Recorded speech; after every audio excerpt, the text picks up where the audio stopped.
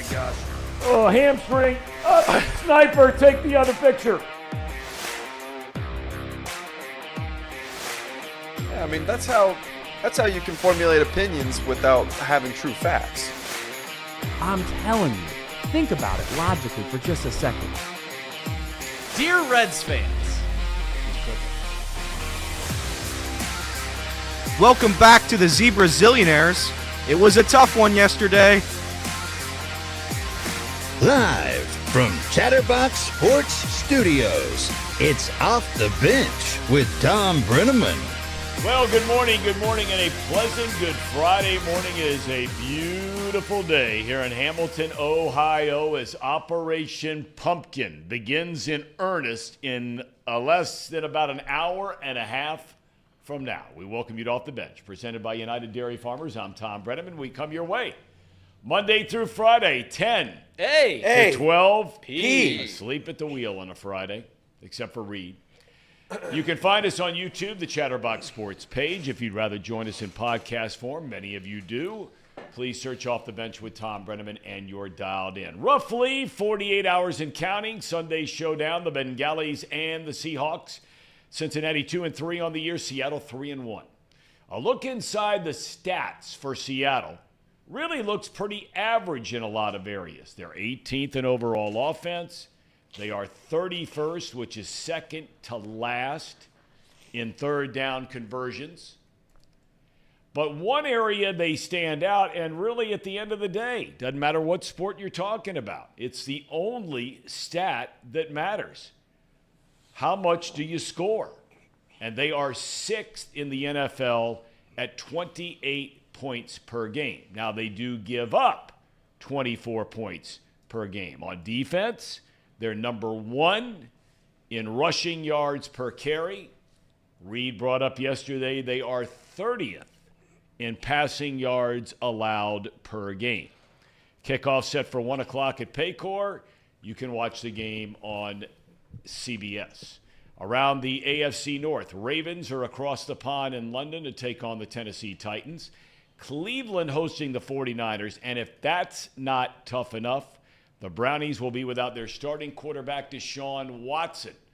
Despite having a bye last week, Watson still has a sore shoulder. Now, they started Dorian Thompson last week. P.J. Walker, a 28-year-old journeyman of both the NFL and the XFL, will start in Watson's place. Pittsburgh has the week off. Last night, Thursday Night Football, the Kansas City Chiefs now 5-1 as they beat Denver 19-8. KC really doesn't look all that great on offense. They're good 20-20, but they're struggling in the red zone right now. Russell Wilson threw for fewer than 100 yards, threw 2 picks. Broncos are 1-5. They are bad. And Denver has lost 16 consecutive games to Kansas City. We will walk through a number of other games around the NFL a little bit later on in the show. James Rapine from SI.com joins us in about 15 minutes for a preview of the Bengals and Seahawks. College football. Homecoming weekend down at UC. And the hometown team desperately needing a win. Bearcats, losers of 3 straight, host Iowa State in Big 12 play. Now, the Cyclones, 4 weeks ago, they go to A-Town, and they run into The Ohio University. They had 150 yards of offense and lost to the mighty Bobcats. But the last 2 weeks, they've beaten Oklahoma State, and they've beaten TCU. Kickoff is at noon tomorrow at Nippert on FS1. Number 1, Georgia is at Vanderbilt. Number 2, Michigan will play at home against Indiana. The third-ranked Buckeyes of Ohio State take on Purdue in West Lafayette tomorrow at high noon. Not red hot, white hot. Ohio University is at Northern Illinois, and red hot Miami plays at Western Michigan. But does anybody in Oxford care is the question. We'll get to all that later.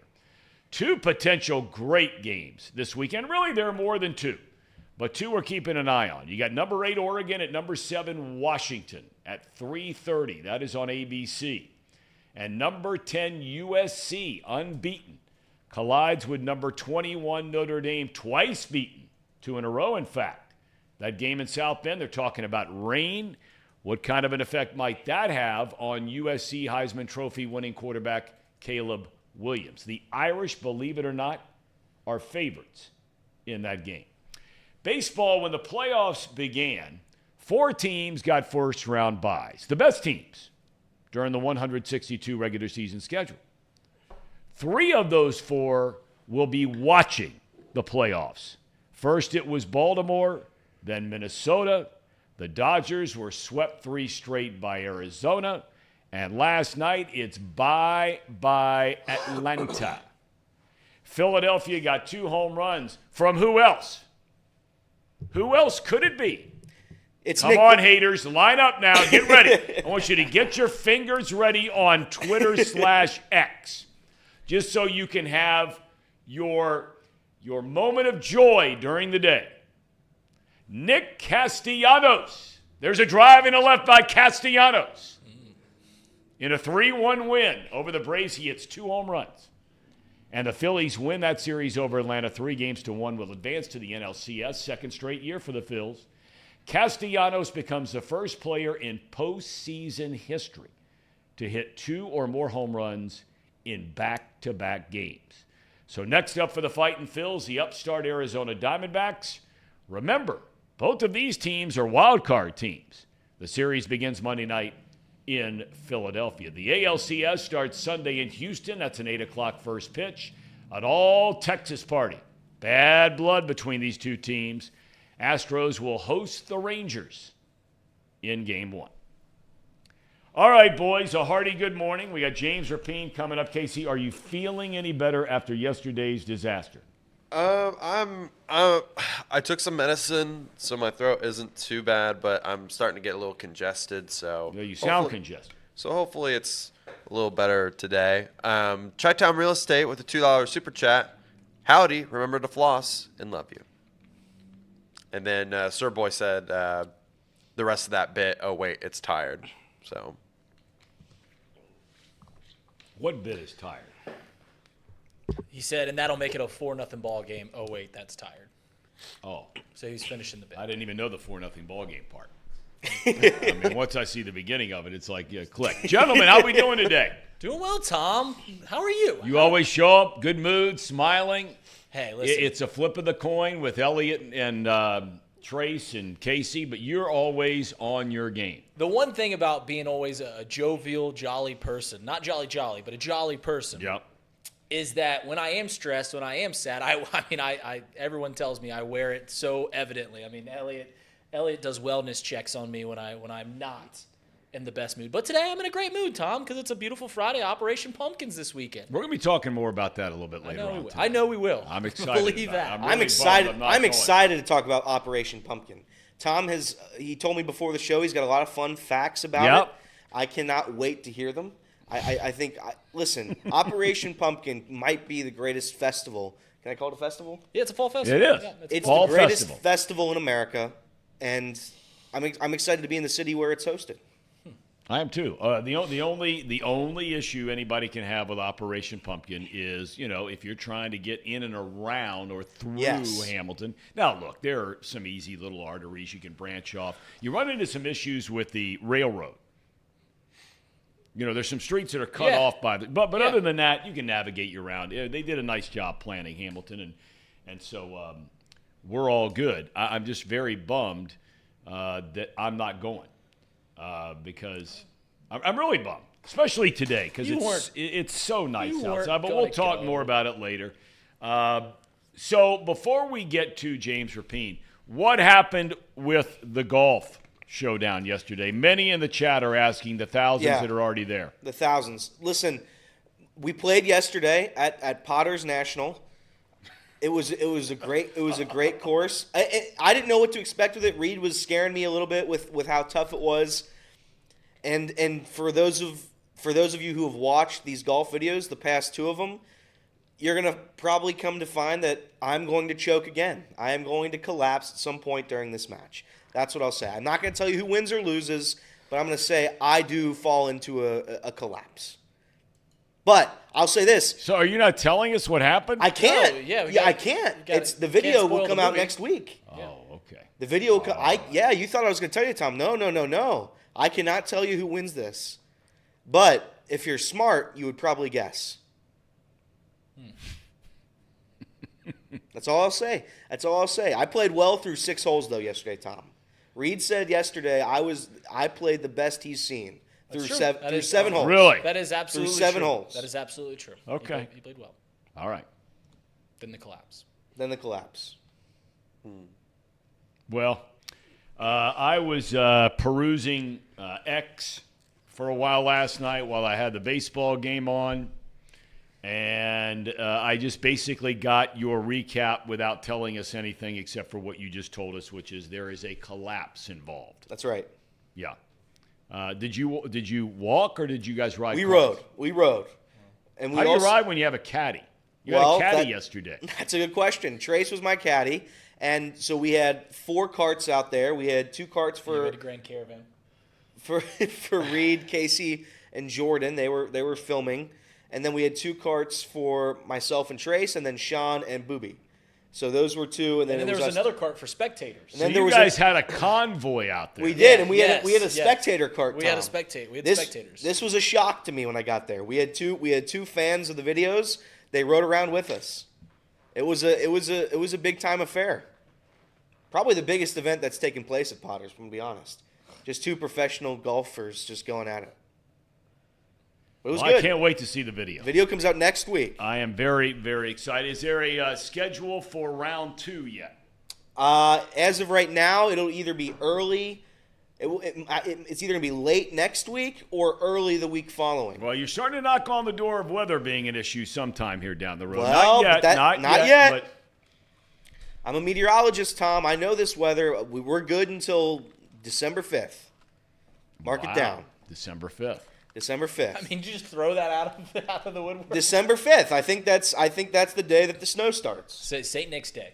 Day before St. Nick's Day. That's right. When St. Nick's a coming, so is the snow. Well, Trace is not here because he is getting ready with our video board, right?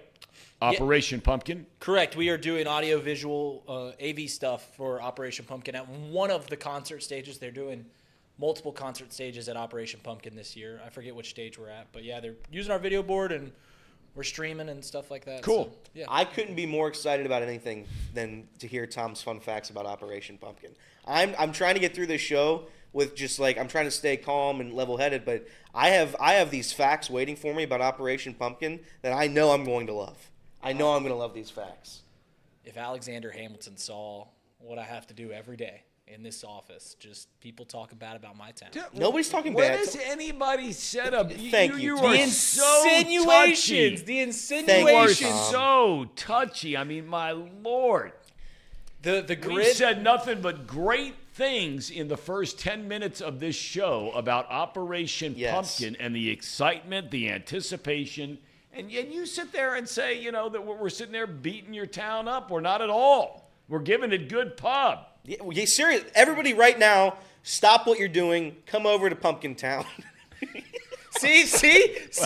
Now, See, listen, that's the moment that Hamilton is brought up, the grins that go on these two guys' faces. Tom, I couldn't get through it. that was I not couldn't good. get through it. That's my bad. And I don't That even was have not Trace good. here to support me today. That was It's just not me, good. Fighting alone. That was not good. We were on a good roll there, Elliot, and you screwed the whole thing That's up. my bad. All right, let's get to our buddy. We have not seen him in a long, long time. James Rapine, SI.com, Locked On Bengals podcast. The author just recently released of Enter the Jungle, a history, both pictorially and in writing about the Cincinnati Bengals, a history of the Bengals. James, do we have an open for James before we bring him in? Yep, here we All go. right.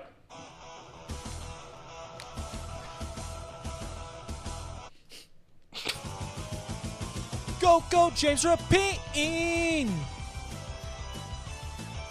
Go, James Rapine!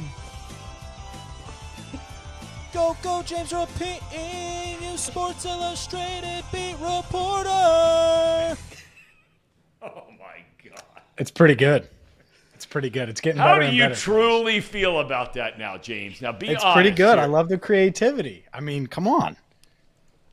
I think it's Tom. pretty good I too, love it. but there are a lot of people that think that meme of mine about Castellanos' home run is really good. I'm not so sure how much I think about that though. Well, So at any rate, that's a little different, but yeah. it is a little different. You're right. Yeah, it is. How you doing? You look good, man. You look Good. fit. You look like everything's going well. You don't look like you're getting beat up through the first 5 weeks of the season. How's everything?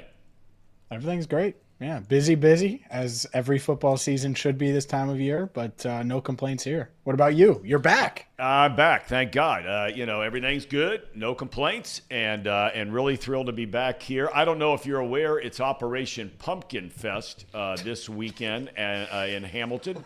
I know you're very busy, but you do have. Would you stop it, please? If you have a little time to kill, I know you have a young one. It might be nice to.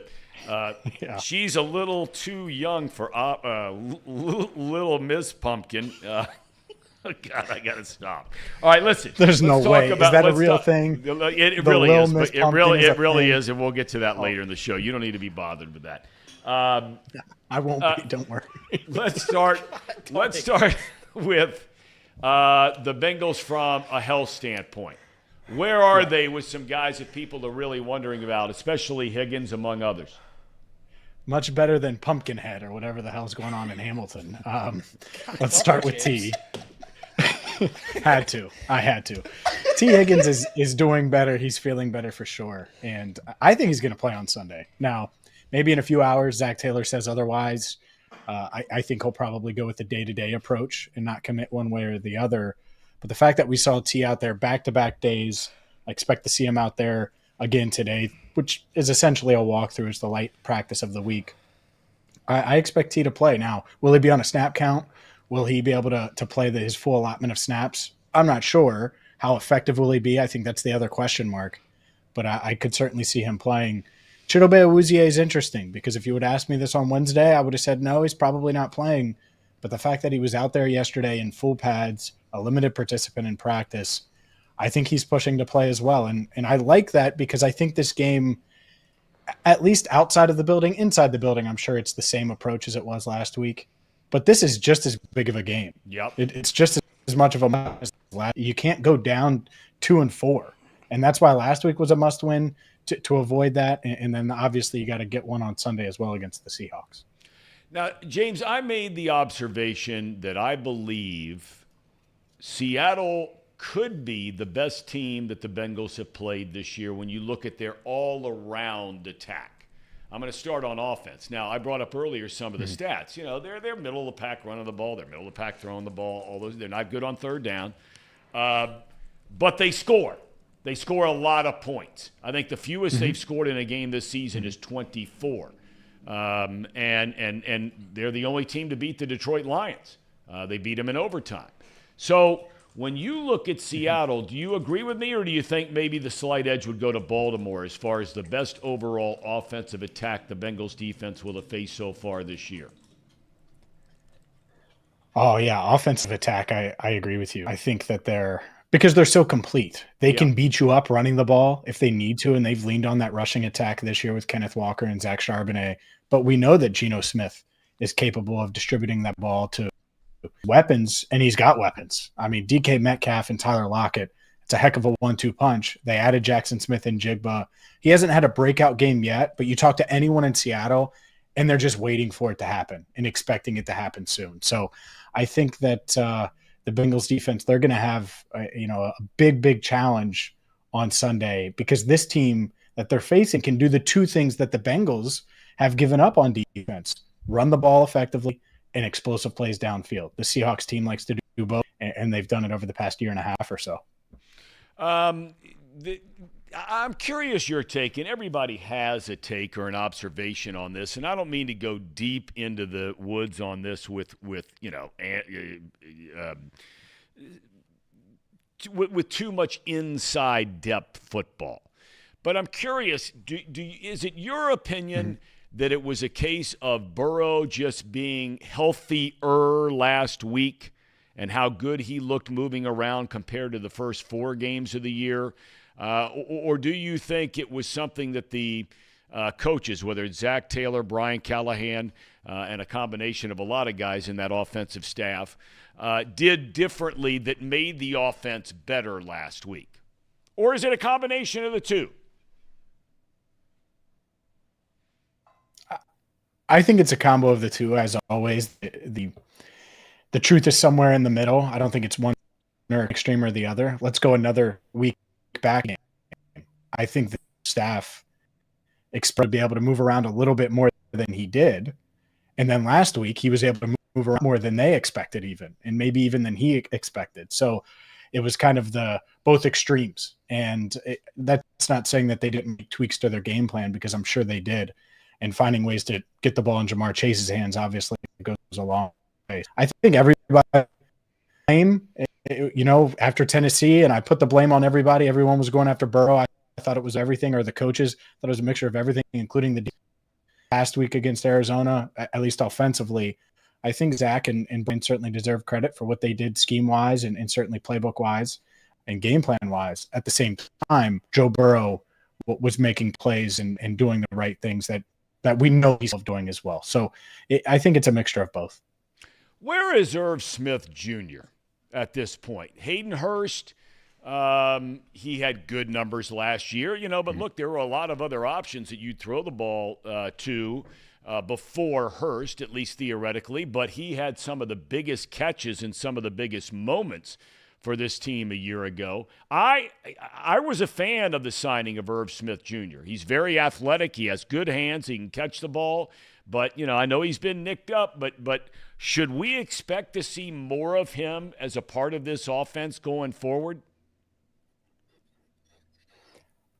I certainly think they're open to that. Would love for Irv to emerge. And it's been tough for him because he didn't have a camp with Burrow. And I thought he had some really good days in camp. And then you come into the season and you tweak your hamstring a few games in and you miss a. And so last week, didn't notice him a ton in the passing game. I did notice him as a blocker a couple of times when you rewatch the game. But, yeah, I think he's coming along fine. I agree, though. And I think a lot of Bengals fans out there are concerned about the lack of production in that tight end room.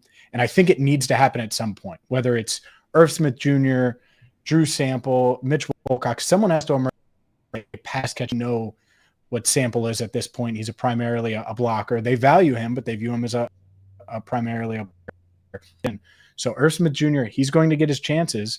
And if not, I do think about Tanner Hudson and what he brings from a passing game standpoint, squad tight end that filled in for Irv Smith for a couple of weeks. I think he is probably at worst the second best pass catching tight end on this team. So far, he's showed to be the best, I think, when you look at season training camp and what he did on Irv with it. Smith is going to get some chances, and I do think they're going to need something from the tight end position on Sunday if they're going to win. I've asked others this, and I'm curious your observation because you're around it every day. All my years announcing in the NFL, you talk to every single offensive lineman, and you ask them would they rather run block or pass block. Almost 99.9% say they'd rather run block. They like being on the attack and hitting somebody rather than dropping back and getting hit by other people. Is it your opinion, is this offensive line capable of becoming a good run-blocking team? I think so. Yeah, I think so. And it starts, to me, with that left side and Orlando Brown Jr. and Cordell Volson and them finding a way to get on the same page and get downhill just because of their size, strength. Coming into the year, you just looked at that side and thought, man, they would be able to just run guys over and be maulers in the run game. But on the other side, I thought Alex Kappa had his best performance of the season against Arizona. I thought he was their best lineman last year and arguably their best lineman coming into this season, either him or Brown. And so I could certainly see the right side moving forward too. So to answer your question, yeah, I think they can be a quality run blocking offensive line. And it's about it coming together. It hasn't fully done that yet. I think that's the point of emphasis. A lot of people talk about protecting Joe Burrow. I think the staff is pretty comfortable with how well they've been able to do that, especially considering his limitations moving in the pocket. But run blocking wise, I think they certainly want to improve there. And there's going to be games, maybe it's Sunday, where they need to salt the game away a bit, run some clock, and you're going to need to lean on the run game at times. So at some point, this offensive line is going to have to do it, and I certainly think they're capable. I got to believe, and knowing the history of Pete Carroll, he's been a great coach at both the pro level and the college level. Heck, he won a national championship, a couple of them at SC. He's won a Super Bowl as head coach of the Seahawks.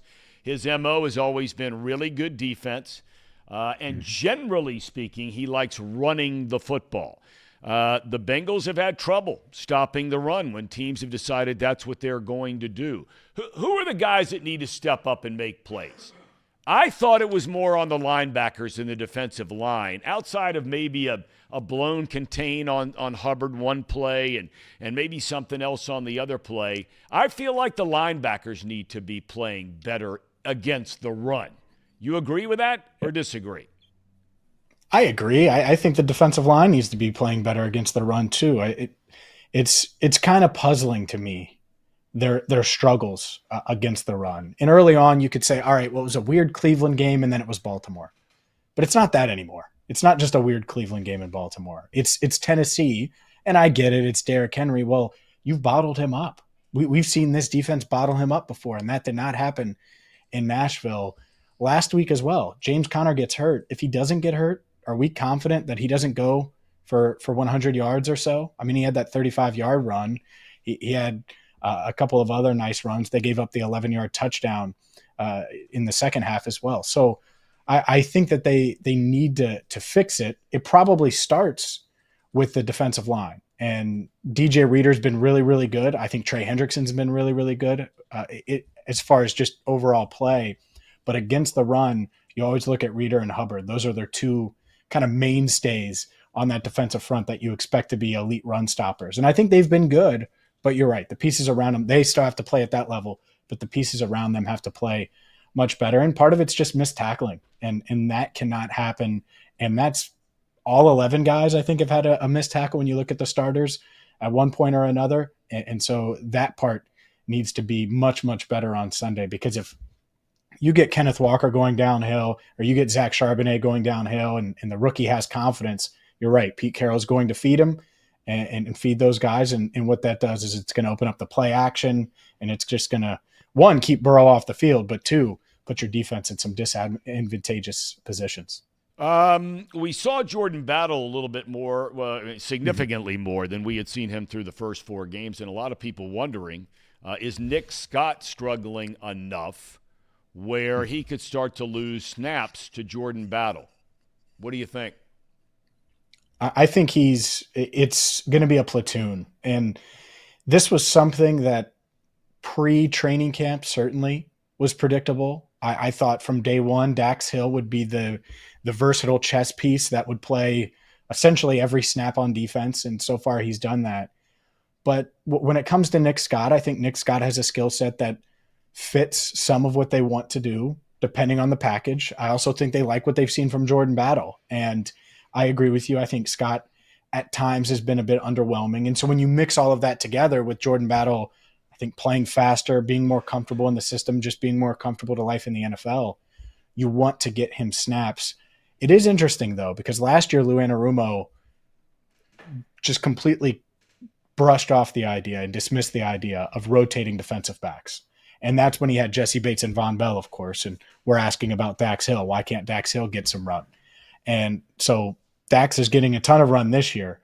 And clearly he's willing to rotate at least a little bit with Scott and Battle. So I think it's a trust factor too. Scott's new to the system just like Battle is. So that'll be a competition, so to speak, I think, for snaps. And I think both guys will rotate alongside Dax Hill on Sunday and probably moving forward.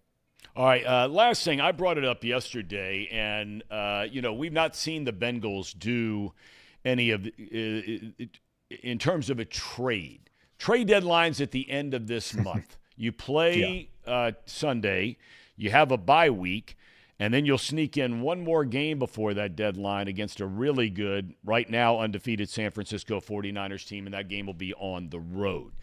Do you think that there's a chance the Bengals could be considering making any kind of a deal before the end of this month? And if so, who might they be looking for? What kind of position might they be looking at? They should. I'll say that they should. And they haven't historically been a trade deadline team. They really value draft picks and future picks. But they should, because you look at this team and they're pretty deep. You feel good about most of their spots, but I think they have a few obvious holes. And they have a couple more games to figure it out. Maybe Irv Smith Jr. breaks out and you feel much better about that tight end room a few weeks from now than you do right now. But tight end is an obvious one where I think there are going to be some tight ends available, or at least dangled in the trade market, where you could probably get a capable veteran that can boost that room. And then backup running back. I think that's a real storyline here. Joe Mixon playing a ton of snaps. I wrote about it today for All Bengals. He's on pace for 935 snaps this year, which is just far more by far than he's ever played. And the Bengals haven't had a ton of snaps because their offense was bad early on. So if he continues to play 75%, you could see him play around 1,000 snaps, which is fine if he feels good. But the other three running backs on this roster have a total of 8 carries through 5 games. Like you need someone else to emerge. Maybe that's rookie Chase Brown, or maybe that's someone outside of the organization and they make a deal there. So I think those are 2 spots that make sense for them to at least look at before the trade deadline. Well, the first thing that comes to mind when you bring up those 2 spots, right, James? I mean, Hayden Hurst is on a terrible team, right? Down there in Carolina, they haven't won a game. I'm not so sure that they're not better than Denver, and that's where Samaje Perine is hanging out. I mean, it seems to me that if they made the decision that they wanted to go down that route, I can't imagine you'd have to give up much, and they're close to $13 million under the cap anyway. Mm-hmm. Yeah, and that's why when they moved on from Lyle Collins, and I like Lyle a lot, but saving the $6+ million at least in cap, and it might be over 7, I was like, oh, well, trade deadline wise, like they can be players in it. And feel comfortable because they never like getting too close to the cap. Fine, I respect it. Now you have plenty of money to play with. As far as Samaje Perine, I mean, he could fly to Cincinnati today and play Sunday. He knows the system. Yep. Right? And obviously he played yesterday, so that wouldn't happen. But I just mean he's the definition of a plug-and-play type player. I think the coaches, not that they don't like their current guys, that's not what I'm saying, but they love Samaje. So, of course, they would love to have him back. So, that one's interesting. Hayden Hurst, I would have to look at his contract. I know it was 3 years, $21 million. I'm sure Carolina, it would have to eat some of that. That's fine. I think if you're the Bengals, the player, you like the player. There's no doubt. I do think there are some other guys though that they could target. You just look at guys that are in like the last year of their deal. Yeah. And in teams like that, like the Patriots, they got a couple of dudes up there. So we'll see. But yes, I would not be shocked at all if the Samaje Perine nugget is dangled out. If I'm Denver, I'd be making the call today and see if the Bengals are interested. All right. How's the book coming along? Congratulations, by the way. How's it going? It's going great. Yeah. Good. Everybody seems to have enjoyed it. It was a busy time, I would say, this off season, kind of finalizing things, putting the dots above the I's and crossing the T's. So it's been exciting though. And so far Bengals fans have enjoyed it. Well, congratulations. We're very happy for you. Wish you nothing but the best. And as always, we thank you for your time today, James. Have a great weekend, and we'll talk sometime soon, I hope. Sounds good. Thanks for having me. James Rapine, kind enough to join us. So there you have it, boys. We get an update from the guy who's down there every single day. He's dialed in. Casey, I always start with you because you are Mr. Optimism. I mean, you wear the orange and black generally. Although in fatigue-like colors today. But, you're a little under the weather, so you need to be in a fighter sort of mind. So, how you feeling about this week? What are you thinking? This is going to be their biggest test yet, especially on defense. Very balanced team. They got to figure out a way to stop Kenneth Walker. I think we've got the guys on the perimeter, even without Awuzie, to be able to slow down DK, Tyler Lockett, Jackson Smith, and Jigba. It's just whether or not we can really make them one-dimensional or not. If we can if we can put the pressure on Seattle to become one-dimensional, I think that we can win this ball game. If we allow them to be able to do whatever they want, that's going to be a problem. It's going to end up being a shootout, and I'm not sure if we're quite ready for that just yet. I love our chances in a shootout, with Joe being fully healthy and Jamar Chase being there, but we don't necessarily have T. Higgins back yet. We're still not – well, like the only thing that's really worked is feeding Jamar Chase. And I'm not comfortable with that secondary and what they're capable of doing. If they decide to double team Jamar, it's going to be potentially a long day for the Bengals. That is my key for them is can they, one, turn Seattle one-dimensional, whether that means that they can only run the ball or pass, and can the Bengals on offense, can they find ways to get Jamar Chase in open space, get him the ball again 10, 15 times, if T's not ready to go. If T's ready to go, then you just play your normal offense. I think we'll be okay. They play a lot of cover 3, a lot of man-on-man sort of stuff, and we eat that up all day. So if T's ready, then I'm comfortable with that. If not, then you got to find ways to get Jamar open again. Okay. Your take, gentlemen, on the Bengals v. Seahawks coming up. How you feeling? I mean, Ellie, you were the one that said you're never betting on the Bengals again. I don't think I will. I think that's the way to go here. I am a mush. I am a curse. So if I put my stink all over it, they're going to lose, so I'm not going to touch it. I'm not touching it anymore. So the Bengals, I said it I think yesterday or the day before, this game will be a shootout. This game will be a shootout. Final score prediction, 35-31, Bengals win. But if the offense is able to play like they did last week, they're going to win. The defense is whatever. We know what the defense is at this point. They're going to give up 150 yards on the ground. If we can maximize Joe Burrow, if we can get him mobile again, if we can keep him mobile, that is, we're going to win the game. Yeah, when I look at this game, Tom, you talked to James about T. Higgins, and I wonder, at least on the offensive side, is T. Higgins actually going to be a part of the game, or is he just going to be a decoy out there? Because James said it himself. He thinks he's going to play, but he thinks he's not going to play all the snaps. And if T. Higgins isn't going to be anything more than just a body out there, then we can continue to move on this season with, we could play a game without T. Higgins. I don't want T. Higgins to play if he's not at 100%. I'll say that up front. But as for the rest of the game, it's simply, I said this yesterday, it's simply a matter of two teams challenging each other, and both teams' strengths are the other team's weaknesses, right? We like to throw the ball. They have a bad secondary. They have seemingly, at least in one primetime game, have a great pass rush. that gives nightmares in Cincinnati. They obviously, with Pete Carroll, have always liked to run the ball, although it's more of a balanced attack this year. We've struggled this year at that. So what's going to break? What's going to bend? What's going to break? Who's going to come out on top? Who's going to do the things? Who's going to develop better to overcome their weaknesses? That's what this game is going to be. One thing that I want to say about the James Rapine interview that you just had, Tom, is you asked him about the trade deadline. Yep. And I thought James was very diplomatic in the way that he answered and saying, yeah, they should. But did you see the way that when you first asked the question, how he reacted? Yeah. He gave a chuckle. He's like, because we all know, James has been around the locker room. He's been around this team. Thinking that the Bengals are going to do something at the trade deadline seems fruitless, right? I mean, am I crazy? I mean, based on history, you Right. are 100% accurate. But especially if you lose. Or if you win, and depending on what the style of play was in a win. In other words, if it turns out to be like Elliott said, it's a 35-31 game, and your defense gets no pressure on the quarterback. Okay, is Frank Clark out there? Right? If you're, whatever the case may be, say you get beat, 35-17. Your tight ends can't block. You can't get them the ball. Say pass protection as far as Mixon having to play more snaps. He talked about running back and tight end, right? Mm-hmm. I mean, desperate times, as the old adage goes, could call for desperate measures.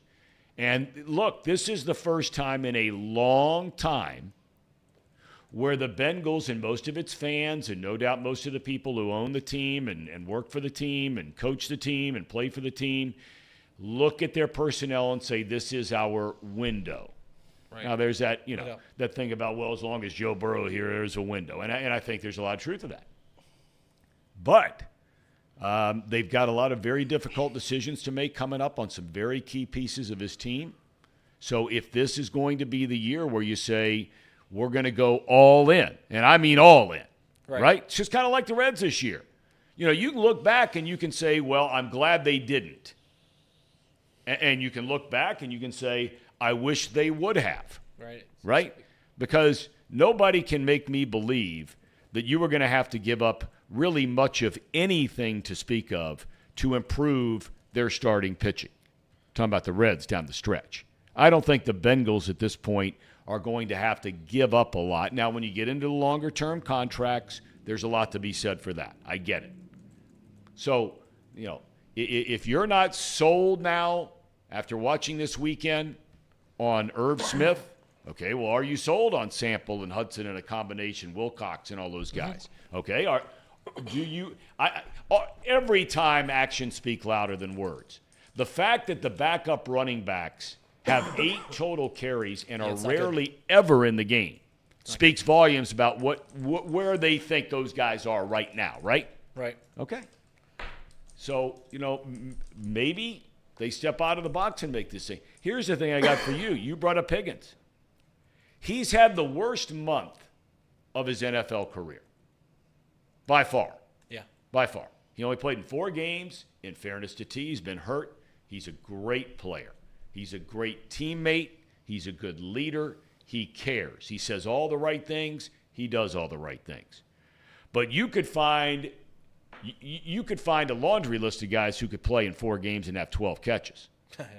Right? That don't have 7 or 8 or 9 drops. Right. Okay, now I don't know if that is a result of him being hurt. I don't know if that is a result of not having Burrow there, even though they've played together the last couple of years. They didn't have a training camp. I don't know whether that is because he has his contract on his mind. Yeah. It could be a combination of all of the above. But, I mean, to think that Joe Mixon, who's barely been used as a pass receiver, and he's among the top 2 or 3 pass receiving running backs in the NFL, he has 1 more catch than T. Higgins has so far this year. I can tell you one thing, Tom, that if the contract is on the mind of T. Higgins, the way he's playing isn't going to help him at all. I mean, if you want a big-time contract, I mean, you can't be dropping the ball. You can't be – you got to be more of a threat. But listen, you said it, I said it. I don't want T. Higgins out there if he's not 100%. And if he's not – I mean, we saw he was banged up a couple weeks ago in that primetime game, and that's when he had all those drops, right? Yep. Like, if he's banged up, I don't want him out there. It's just point blank. Point blank. I don't want Trenton Irwin to play over T. Higgins, obviously. T. Higgins is significantly better. But if T. Higgins is out, Trenton Irwin's done his job, so I'm honestly okay with it. Trenton Irwin has done more than his fair share of the work here to be a part of the team. So if T. Higgins doesn't play, I'm okay with it.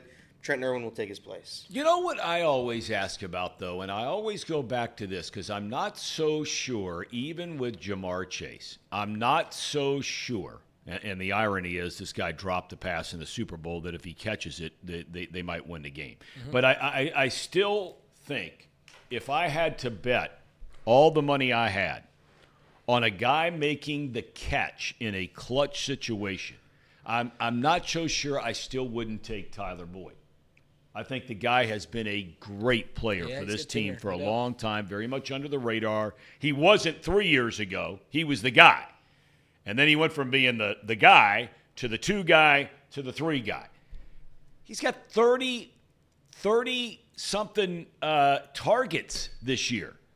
Yeah, I mean, here we are talking about Higgins not playing. Where is Boyd in this offense? Yeah. Where is he? That's a good question. I feel like Boyd over the last couple seasons has slowly just been non-existent. Like he's regressed. He's getting older. What's bad about it? Well, has he regressed or has he regressed? I don't want to interrupt you, Casey. Has he regressed or is he just ignored? Right. I don't know if he's regressed. I don't know either. I mean, he's permanently in the slot. He never gets to move around outside the slot. Teams will shadow him with a linebacker. He's not the fastest guy in the world. He's sure-handed. That's his MO. No doubt. And Joe, he will find the open guy first before trying to throw a tight window throw. Yep. What the perception, though, what the problem is, Tyler Boyd will have a game where he has 6-7 catches, and then you'll go for 3 weeks with 1, 2, 1. It's just so spread out. I wonder if now with T. Higgins, I mean, he said T might even play this week, so it's hard to see. Yeah, he said he won't play a full game. Yeah, it's hard for me to see where Boyd gets. I was surprised that Boyd didn't get more targets last week. Trenton Irwin did. The thing about Tyler Boyd, though, is he's still, as Tom brought it, he's sure-handed. He's a guy that when it comes down, he seems like a nut cutter. We've seen him come up big No times doubt. since he really joined the league. Yep. And he keeps defenses honest. You can't ignore Tyler Boyd out there. Yeah. You've got to put a man on him. Well, the Bengals are ignoring him. Well, I mean, at the very least, he's getting other people open, right? Just like in basketball, just because your stat line it could be low, true. but you could still be creating space on the floor. You could be creating space in the field.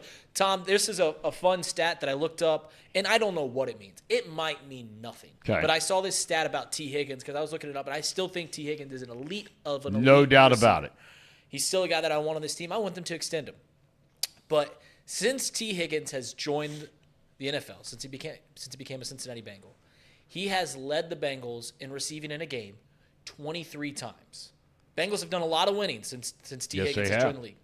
In those 23 games that T. Higgins has been the leading receiver, the Bengals are 10-13. I don't know what that means. Yeah, I don't know either. I don't know if it means anything. But there is a correlation between this team being mediocre, this team being below mediocre, being bad, and T. Higgins being our number one receiver. And once again, this is not slander on T. Higgins. I love T. Higgins. I want T. Higgins to be a Bengal for life. If they can make that happen, I think he's elite. But I do think that there might be something to that, to where if T. Higgins, if Jamar Chase isn't our number one guy, if someone else isn't our number one guy, when T. Higgins is getting our most catches, we don't play our best. That's what it comes down to. That one guy, 15 in the chat, says, I'd send a second-round pick and T for Jerry Jeudy. I wouldn't have Jerry Jeudy on this team for the life of me. A second and T. Higgins for Jerry I Jeudy? wouldn't have Jerry Jeudy. I mean, the way this guy is conducting himself, the nonsense with Steve Smith last night, I mean, just utter nonsense. It was nonsense. You know, if you're having a great year and your team's having a great year, and you're out there and just wearing people out, then you want to pull a stunt like that on TV before a game, go ahead. You still look like a clown, but go ahead. But when you're doing nothing, and I mean nothing, and it's not like until last night that Russell Wilson was having a bad season. He's not having a bad season going into last night. He had 11 touchdowns and 2 interceptions. He was not awful so far this year, despite his team being awful. Now, he was awful last night. I wouldn't have Jerry Jeudy on a bet. I wouldn't take him. I wouldn't trade a third round. Let alone T. Higgins and I wouldn't trade I'm a sure second. he was just saying the point he'd like to go maybe get Jeudy. Yeah, Would you send a fifth-round pick to get him? Yeah. Wide receivers are like bullpen arms. I feel like you can't have enough of them. But then you're worrying about our salary cap. Are you worried about the clubhouse stuff? But yeah, I would trade Jerry Jeudy for a fifth rounder, sure, no doubt. I wouldn't take him. I don't think he fits this locker room. I think the one thing and I've always said about Zach Taylor, I am not a fan in any form or fashion about him as a play caller. Never have been. Anybody who watches this show knows that. But he has done a phenomenal job of setting a proper culture in that locker room. Those guys, they care. Right. They get along. They root for each other. You don't see Stephon Diggs-like actions out of their wide receivers, even though any of the three on any given week could probably have reason to do some of the antics that Diggs did. Although you may have seen this week, which I thought it was a big-time move by Josh Allen. We'll get back to the Bengals here in a second. But did you read that old story about Allen and Diggs and everything this week? No. Okay, Diggs over the weekend. Now, we've seen him, diva, right, on the sideline, getting all upset, everything. You saw this story, right? Right. Where last week, apparently, he goes over to the sideline, he being Stephon Diggs, pulls out a tablet. He's looking at something. He starts screaming and yelling, slams a tablet on the ground, and everybody on television is thinking, the announcers, that he's got to be unhappy with something going on. So afterwards, now in the locker room, Bills lose the game to Jacksonville, right? They asked Josh Allen about it. And Allen says, this is the stuff that has just gotten out of hand. He says, the reason Stephon Diggs threw the tablet is because he looked at video of himself running a wrong route, and he got upset with himself. It had nothing to do with the quarterback not getting him the ball, which is what he's done in the past. And if you do it in the past, I don't think it's a leap of faith to think maybe he's not happy about getting the football. But Allen went to bat for him.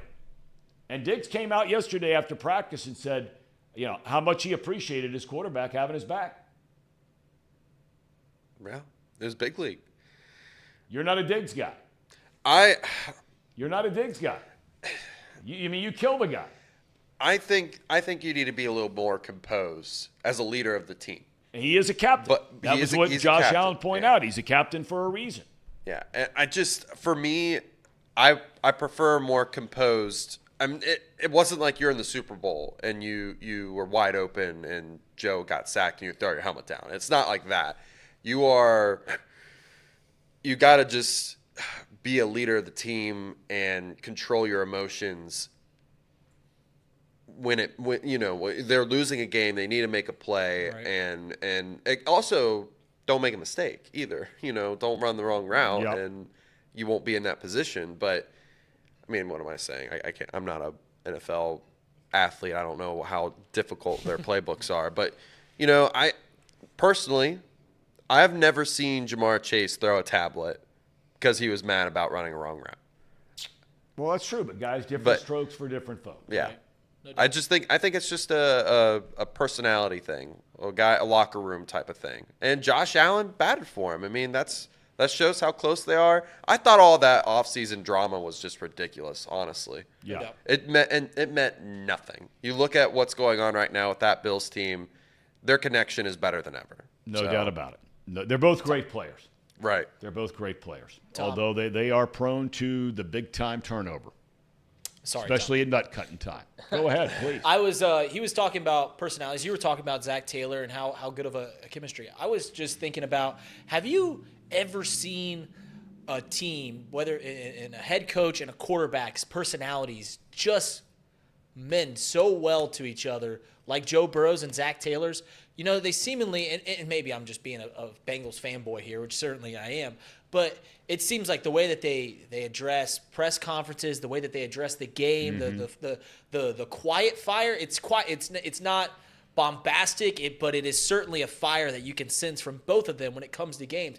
I feel like their personalities lend to each other so well. Both soft-spoken guys, but still talk with a bit of swagger, still talk with a bit of fire. Would you agree with that? Well, I agree with 100%. We were talking about it yesterday. I mean, what a marriage made in heaven. You take away the Belichick-Brady combination. Now, Belichick was a defensive guy, but he had Brady help him prepare for the week ahead and looking at the opponents and how they want to do it. So they were together in Belichick's office a lot. 1, 2 o'clock in the morning on a Monday, stuff like that. And they have the most wins of head coach, quarterback, most super, all that stuff. But Sean Payton and Drew Brees are very similar. Payton a little more sort of, edge to him than maybe what we've seen so far from Zach Taylor. I'm not saying that he's better or worse. I'm just saying he's just a little more flamboyant. Let's put it that way, sure. Right? But Brees is a lot like Burrow. Didn't have much to say. He just did his thing, went about his business. And so, I mean, it's very important, that relationship. And it doesn't have to be an offensive guy. It can be an offensive defensive guy, because those guys oftentimes can can bounce ideas off of each other like Brady and Belichick did. We've gone to a day and age in football now where it's a lot more offensive guys are getting hired as head coaches than defensive guys. And I find it really interesting because when the season started, I was really concerned. And look, it's only 5 games in. I was very concerned about C.J. Stroud going to the Texans because they had named a former linebacker and defensive player in DeMeco Ryans as the head coach. Bryce Young was going to Carolina, where Frank Reich is very much the definition of an offensive coach. He was a quarterback in the league, coordinator in the league, all those kinds of things, right? So, but look what's happened. Sometimes it works out. I mean, C.J. Stroud has set the all-time record in the history of the NFL for most pass attempts in your first 5 or 6 games. He hadn't thrown a single pick, not one. Looks great. It's unbelievable. Looks great. I mean, and Young, he's been hurt, and when he's played, so who knows? Who knows at the end of the day? I do know one thing. It's a beautiful sunny day here today. And I know that at 11 o'clock, we like to get to our locals at 11, where, we tell you what's going on. I got to tell you, before we get to Elliott and the forecast here, Sharon Peters has become all the rage on this chat. Why are we giving Sharon Peters pub Because time? Sharon is really active. And, I mean, she seems like she handles a lot of heat from a lot of guys about a lot of different topics.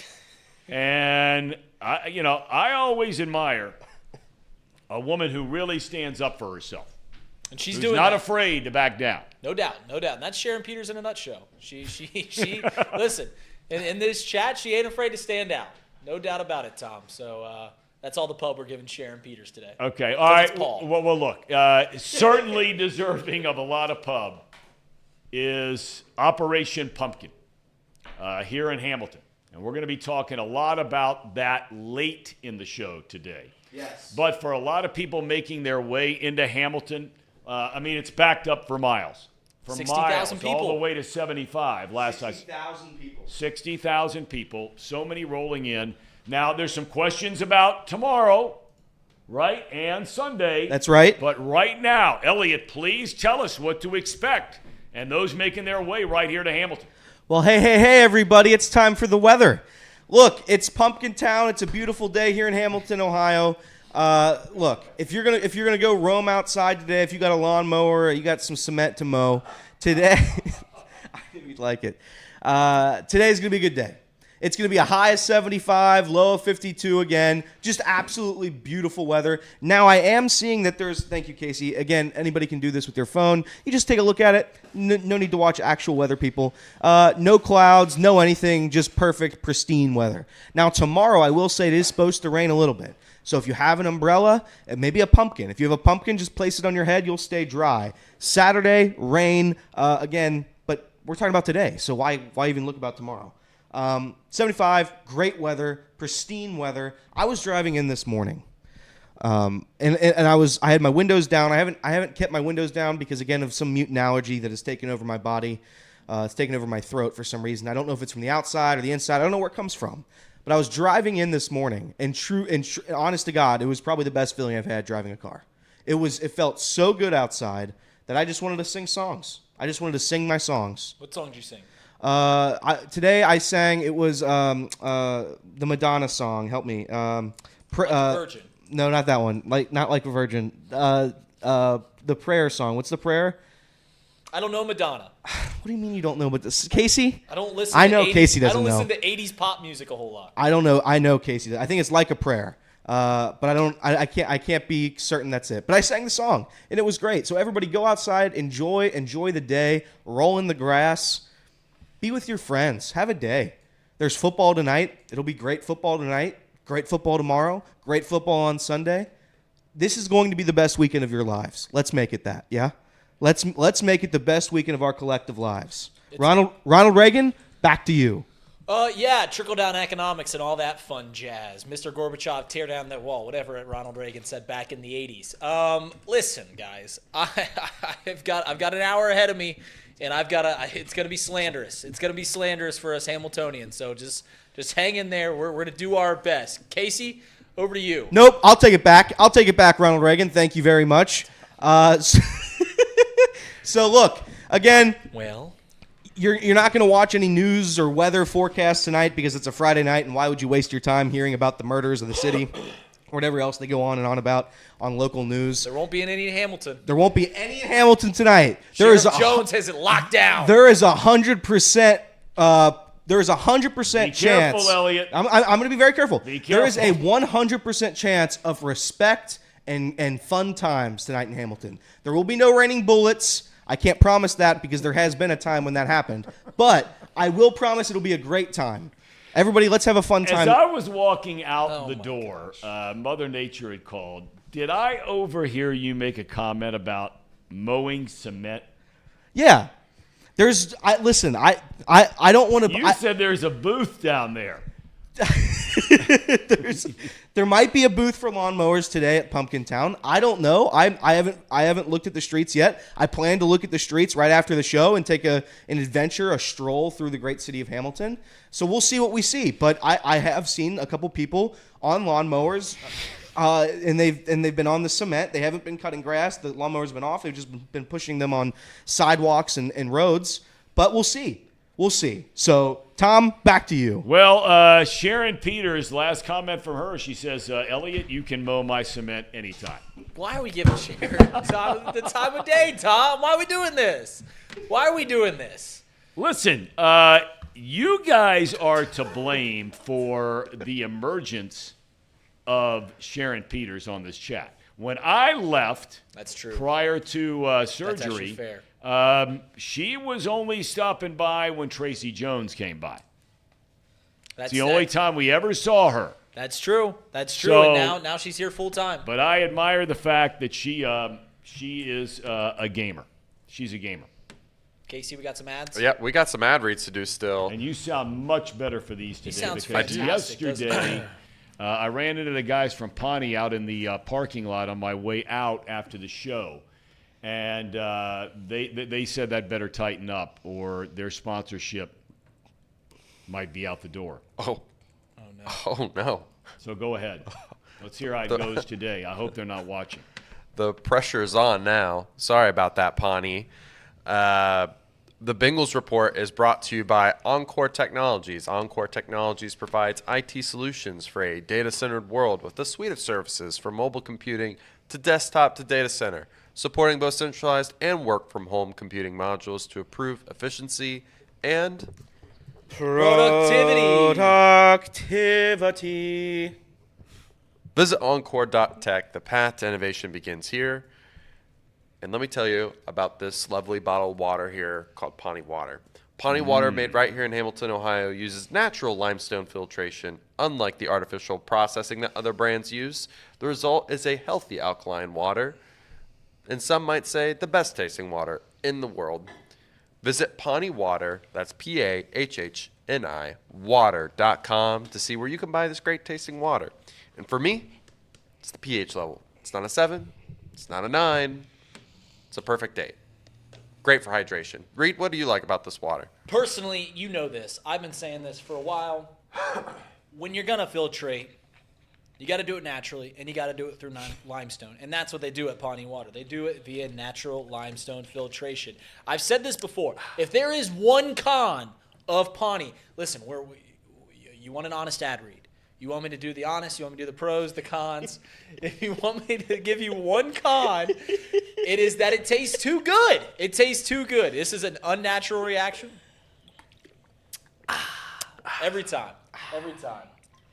My favorite part for me is the smoothness. You know, you go to the other brands and you see them, and you're in the islands of Fiji, you're in the mountains of God knows where. Evian, that water sucks. So look, you drink Pawnee Water. Pawnee Water is by far the best water in the world. It's the smoothness. It goes down the gullet nice and easy. I love Pawnee Water, and you should too. I think the guys over there are going to be very, very happy with the bounce back today. I sure hope so. I'm sorry that I wasn't my best effort yesterday. Hey, Sometimes you get under the weather. Yeah. Sometimes you get under the weather. And that's okay, Casey, because you just got to bounce back. And that's what you did. You came back stronger than ever. Tom? Okay, where do we want to go next? Do we want to go to our picks? You want to talk a little baseball before we go to our picks and round out the football weekend? What would you guys like to do? Yeah, we had a great baseball game last night. We could talk about postseason baseball and how the CS is set. The LCS is set. Yeah. And listen, I brought it up yesterday, and I can't wait until next summer when the Braves and the Dodgers are on pace for 105, 110, however many games they're going to win, because they're going to win 100 games again.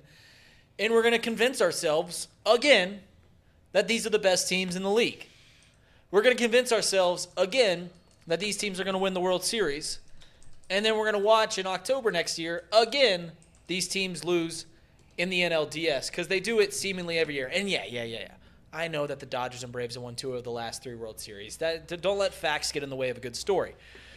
These teams have shown us for 30 years, Tom, that they're frauds. I truly can't get past that. They're great teams. They're great organizations.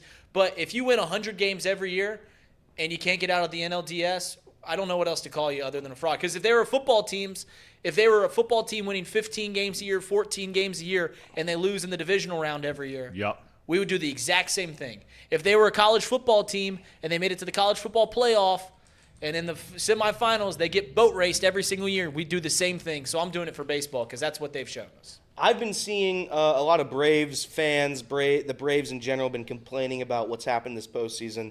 Tom, what are your thoughts on this? Orlando Arcia has been taking some heat because apparently in the locker or in the clubhouse, he basically said something along the lines of Bryce Harper did this. He was making fun of Bryce Harper when he was picked off back at first base. Bryce Harper then bounced back with a 2-homer game. Both homers stared down Arcia.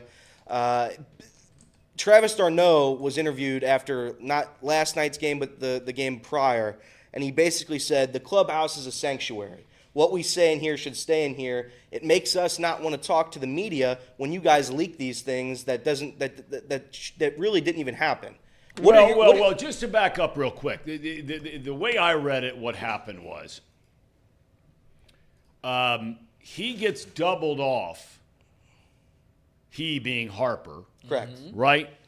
And apparently some in the media hear Arcia say, "Attaboy, Harper." That's all he said. Now, he didn't say it being interviewed by any member of the press. It was just overheard, right? Correct. By members of the media in the clubhouse. And this is where I think it is a really fine line. Now, I see both sides of this, but to overhear something somebody else is saying to no member of the press, to teammates, or just an emotional reaction of some kind, to then go ahead and put that on the internet, in paper, whatever it might be, I don't like it. Do you think now? Do you? Well, here's the thing.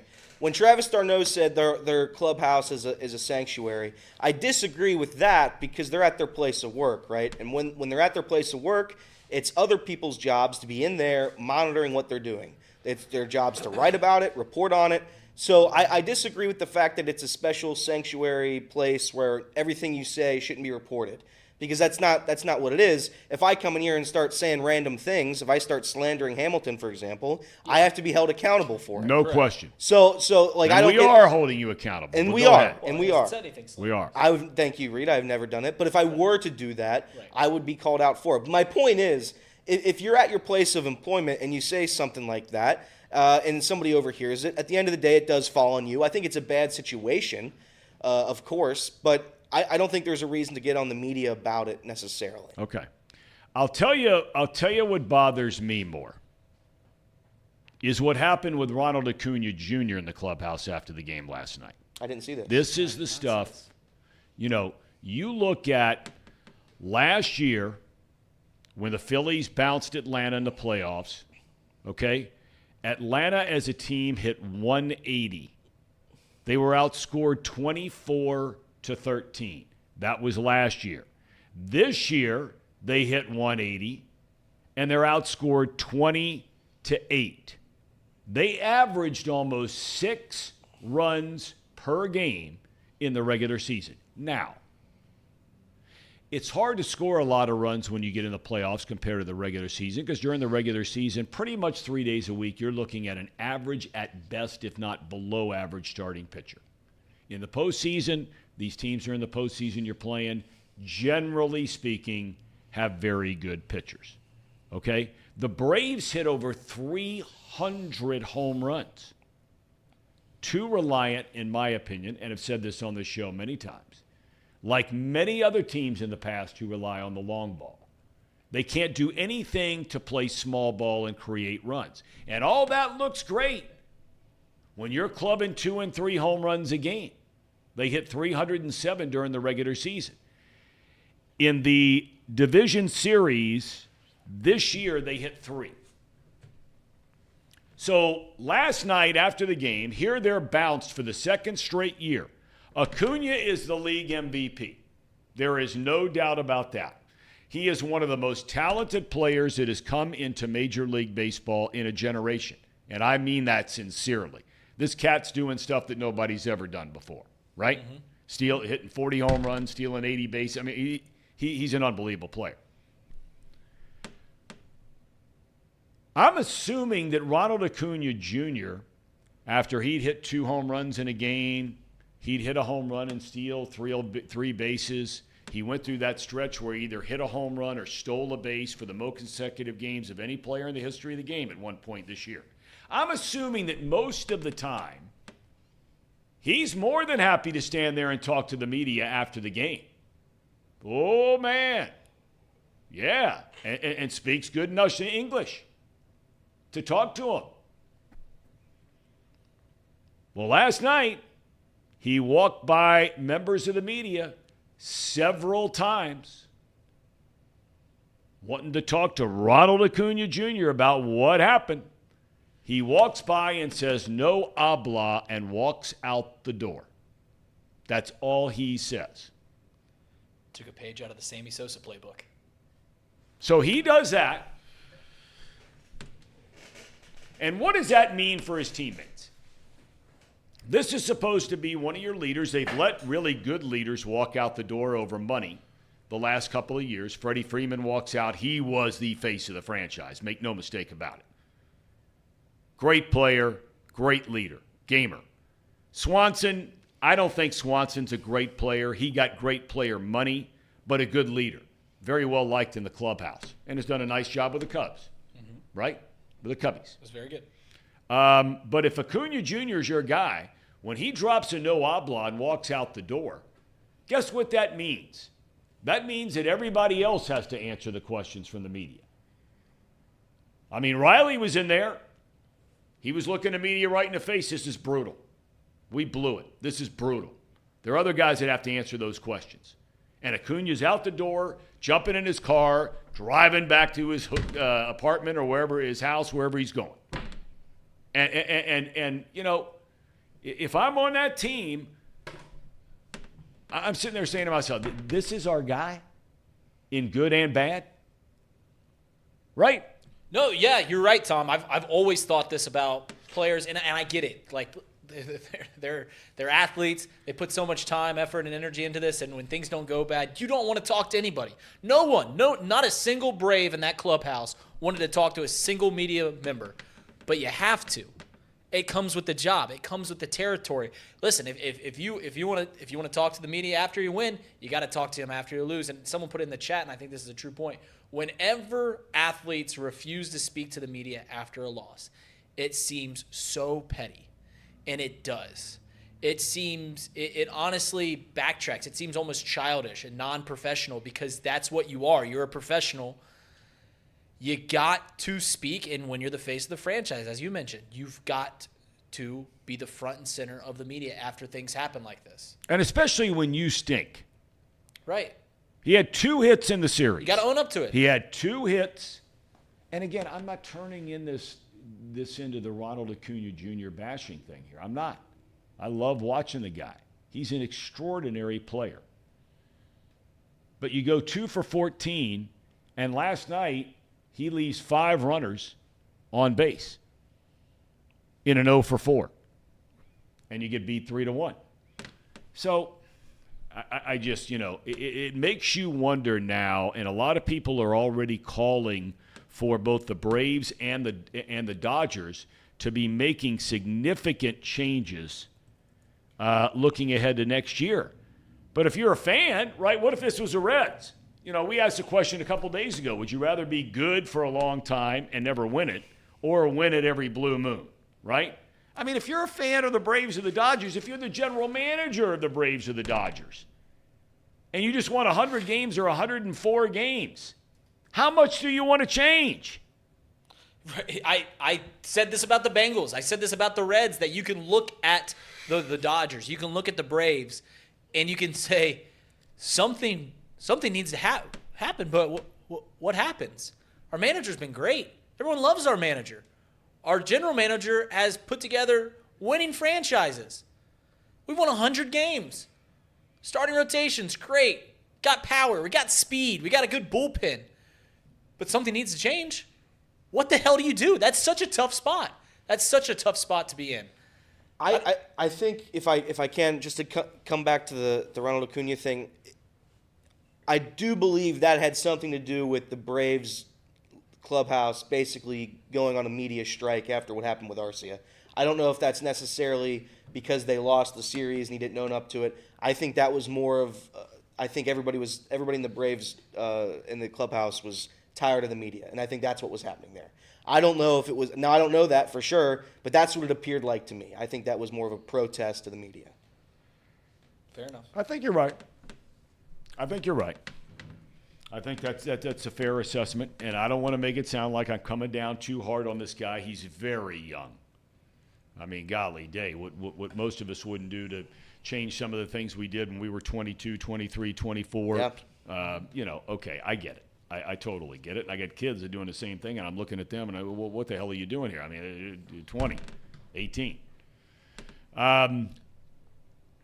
All right, so you look at the League Championship Series, and we're going to talk a lot about the National League on Monday because that's when it starts. American League Championship Series has this entire plot, which we walked you through a little bit last week or early in the week if you weren't with us. A week ago, last Saturday, the Texas Rangers clinched a playoff spot. This was a team that was awful last year. Awful. They clinch a playoff spot. They do some celebrating. There was a writer in that locker room covering the Rangers from Houston. The next day, the Rangers needed to win to clinch the division. They lost. Houston won. Houston wins the division. So they don't have to play in the wild card round, which Texas did. And that meant they were having to go to big bad Baltimore. Well, we saw how that turned out. Well, this reporter writes, goes to show you how they know how and when to celebrate in Houston and not celebrate just playoff appearances like they do in Arlington, meaning the Rangers. Mm-hmm. Well, Chris Young, the general manager of Rangers, went ballistic. He said, our guys weren't partying all night. There was a little champagne in the clubhouse, and that was it. Everybody went back, knowing what was at stake the next day. We just got beat. But to draw that kind of conclusion about our team and about our players, he thought was way out of line. Okay, fine. Now you get those two teams playing each other in the American League Championship Series. Who do you like? If you're asking me who I like, it's coming down to two of the best managers that we've seen in our lifetime. It's coming down to one team that's been in the League Championship Series for 7 straight years, the reigning champs. I think I like the Astros here just because of what they've been able to do. They have a little more history there. They've been battle-tested. Tom, I don't know a whole lot. Obviously, these two teams are from Texas. Obviously, these two teams play in the same division. Obviously, these two teams have had some success this year. How heated is this rivalry? Because they're two Texas teams in the same division. Yep. It's got to be they've got to be fairly good rivals. I don't know if you know how hated these two teams Well, are. it's weird because, the Astros were always a National League team. And the Astros, right? people will tell you down there in Houston even now, Houston is a National League city. It is. That's their entire history. Now, look, they're having to adapt, and now they go to the American League. They've won a World Series, so it ain't all bad. Right? And Dusty being down there. But there has to be a rivalry, especially when you're in the same division. No doubt. Right? I mean, can you imagine the Reds and the Cubs or the Reds and the Cardinals, right? Right. Or the Cubs and the Brewers playing in an LCS, right? It'd be heated. It'd be pretty good. Cubs and Cardinals in an LCS. Last time Bochy and Dusty faced off in the postseason That's right. was when the Reds fell in Game 5 at GAPP, right? 2012. That wasn't fun. I like I like the Astros. I love Dusty Baker. Dusty Baker is one of my favorite managers of all time. I wish the Reds would have kept Dusty Baker. I still really don't understand why they let him go, but to each their own. I think the Astros 7 consecutive, is that right? 7 consecutive Trips to the LCS. Yep. Since 2017. Yep. That's pretty unbelievable. I mean, that's just unbelievable. At some point, everybody makes, and I do it too. I make fun of the fact that they cheated or whatever. They banged on their drums or in their garbage cans in the dugout. I get it. I still make the joke, but at some point, the cheating thing can only go so far. That's at some right. Point, it's old news. At It's some tired. point, you're just Tired. good at baseball. 7 consecutive, you're just good at baseball. So I like the Astros here. Jose Altuve is damn good. Yordan Alvarez is damn good. Alex Bregman is, I think, still having like a down couple of years here. He's having a good year this year. I just love him. I love him. Even the guys that you don't really know. I forget his name. He was he's an outfielder for him. Kyle Tucker. Nope, not him. Not Kyle Tucker.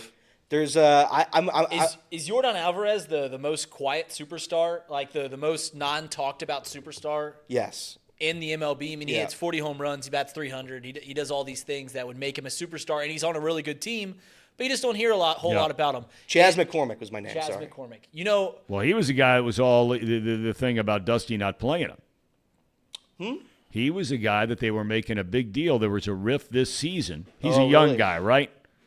Talented player, young guy. Yeah. Right. Well, there was a big stink apparently inside of the whole Houston franchise where a lot of the people in the front office were very upset because Baker was not playing him the way they thought that he should be played.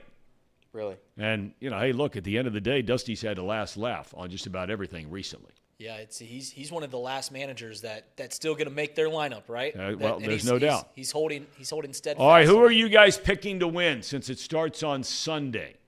And we're going to get to our NFL and college picks here shortly. But who are you picking to win the American League Championship Series? Houston Astros. Houston Astros are going to be the first team to repeat since the Yankees. You're saying they're going to repeat as World Series champions? Correct. Wow. You have any thoughts on this series? I mean, like I said, I think yesterday. I got to turn my mic on. Like I said yesterday, I want either the Astros to win or the Diamondbacks to win. Those are my two teams I would really like to see win. It'd be really cool to see a back-to-back appearance for Dusty and solidify his career. So I'll go with the Astros on this one as well. Okay. Has there ever been a better PR stint than after? And I don't know if it was I don't think it was, but everyone hates the Astros. Everyone hates them. They cheated all this stuff. They go get out like one of the most beloved managers of all time and just go like, hey, Dusty, you're our guy now. That's a good move. That's a good move. That's a really good move. And you mentioned it, Tom. It is tired. I think it is tired, all the stuff. But all it's the true. Astros cheated. I hate it because I think Jose Altuve could be one of the most beloved baseball players of my lifetime because he's so easy to root for. Yeah. He's an MVP in the American League. He's gonna have Hall of Fame numbers. He's 5'6". Yep. He's a pipsqueak. And he's a damn good ball player. He's so easy to root for, but you can't because of the cheating scandal. Bregman, too. Bregman's not a big guy Bregman either. is not as likable, I think, as Altuve. Right. But Bregman is an outstanding player. And it's similar. He's a 5'10" third baseman, right? I mean, he's not a what big a guy. And player. he's just a damn good ball player. Our buddy Jolly has checked in. He was a producer on that wild game last night. Casey, I sent you the ending of that. Tom, did you get the end? Did you see the end? Well, of I that? saw it was OT, right? Yeah.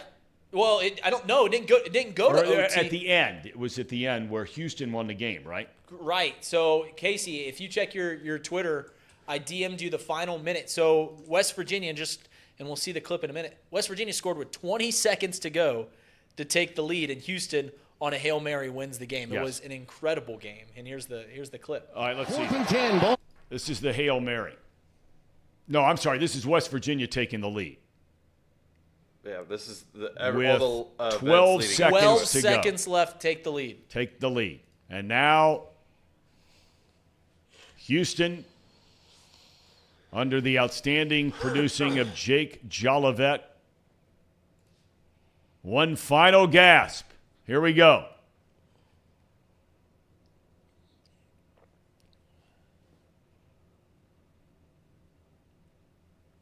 That's unbelievable. Incredible. Wow. That's why it's the best sport. Football's incredible. That's unbelievable. I bet the over in that. What a sharp play by me. There's nothing better than a tip drill Hail Mary. That's the absolute best. Yeah. Did you have any action last night, Zebra? I had Chiefs minus 10.5, which cashed. That a boy. Look at us, Tom. We're some sharps over here. Sharps, baby. So that was the only action you guys had last night? I'm not going to lie. I didn't even know that game happened. So until I saw, obviously, the highlights on ESPN last night. But I had Kadarius Toney to score the first touchdown. Won me like $150 on a $10 bet. So you hit 2 last night. Yeah, Tom, I tell you what, it was a great. You wonder why I'm so chipper every morning. It's because I'm winning money left and right. And now I know why Elliott's not. Correct. Well, Elliott also doesn't get to live in Hamilton, so that when you live in Hamilton, you just become more positive.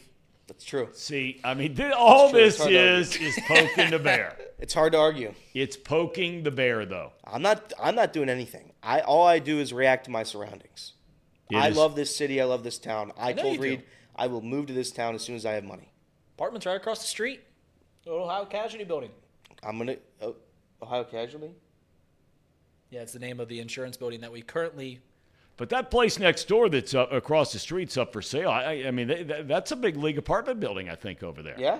So yeah, the building that we are in, and that building across the street, that was the offices for Ohio Casualty. It was an insurance company, and this was the print shop. So they left town like 10 years ago. They got bought out by somebody and moved their headquarters to, I think, downtown Cincinnati. But across the street is office space and apartment buildings. This is obviously office space. Yeah. So. Yeah. Okay. Mr. Mo says Hamilton propaganda from Reed. Casey, did we read our super chats? I think we missed. Go ahead and read some of those. I think we missed a couple of them. I don't know where we missed them.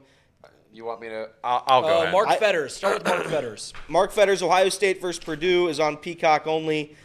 Big C, the Wild Horse.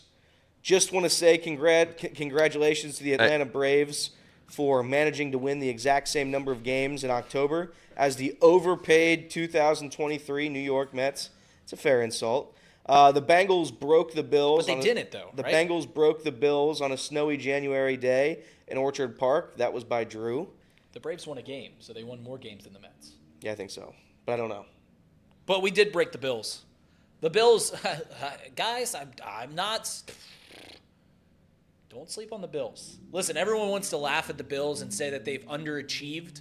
And yeah, they've been given them the Lombardi Trophy to begin the year each of the last few years. But let's backtrack what they did. They got their ass kicked by the best team in the NFL last year in the postseason in the Cincinnati Bengals.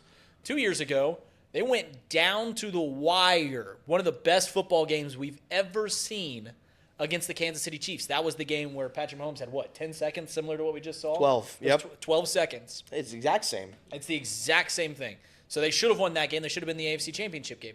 And then 3 years ago, they were in the AFC Championship game, and that was a close game, right? Yep. So, I guess I don't understand fully why everyone's hating on the Bills. There's Tom on the camera coming on back. Look at that stride. He's got a nice traipsing his way through the thing. But yeah, I don't understand why everyone is fully out on the Bills. They made the rule change because of that game against Kansas City. People forget. That's true. You can't.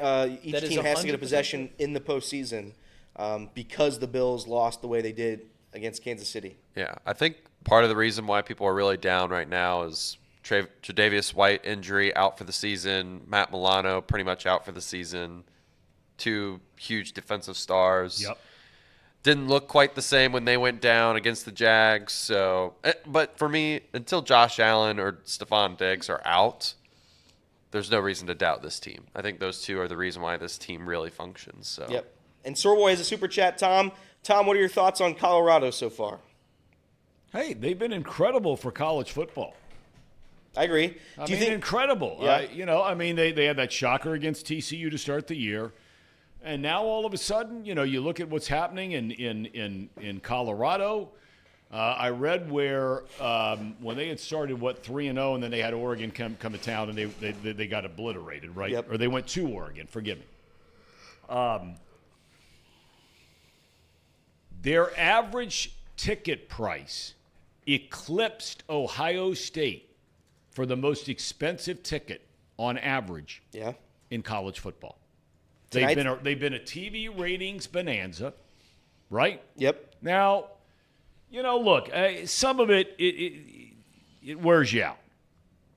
But, man, they've got some players, and they're exciting to watch. Yeah, they do. No doubt. And they're on tonight at 10 o'clock. 10 o'clock against 1-4 Stanford. Right.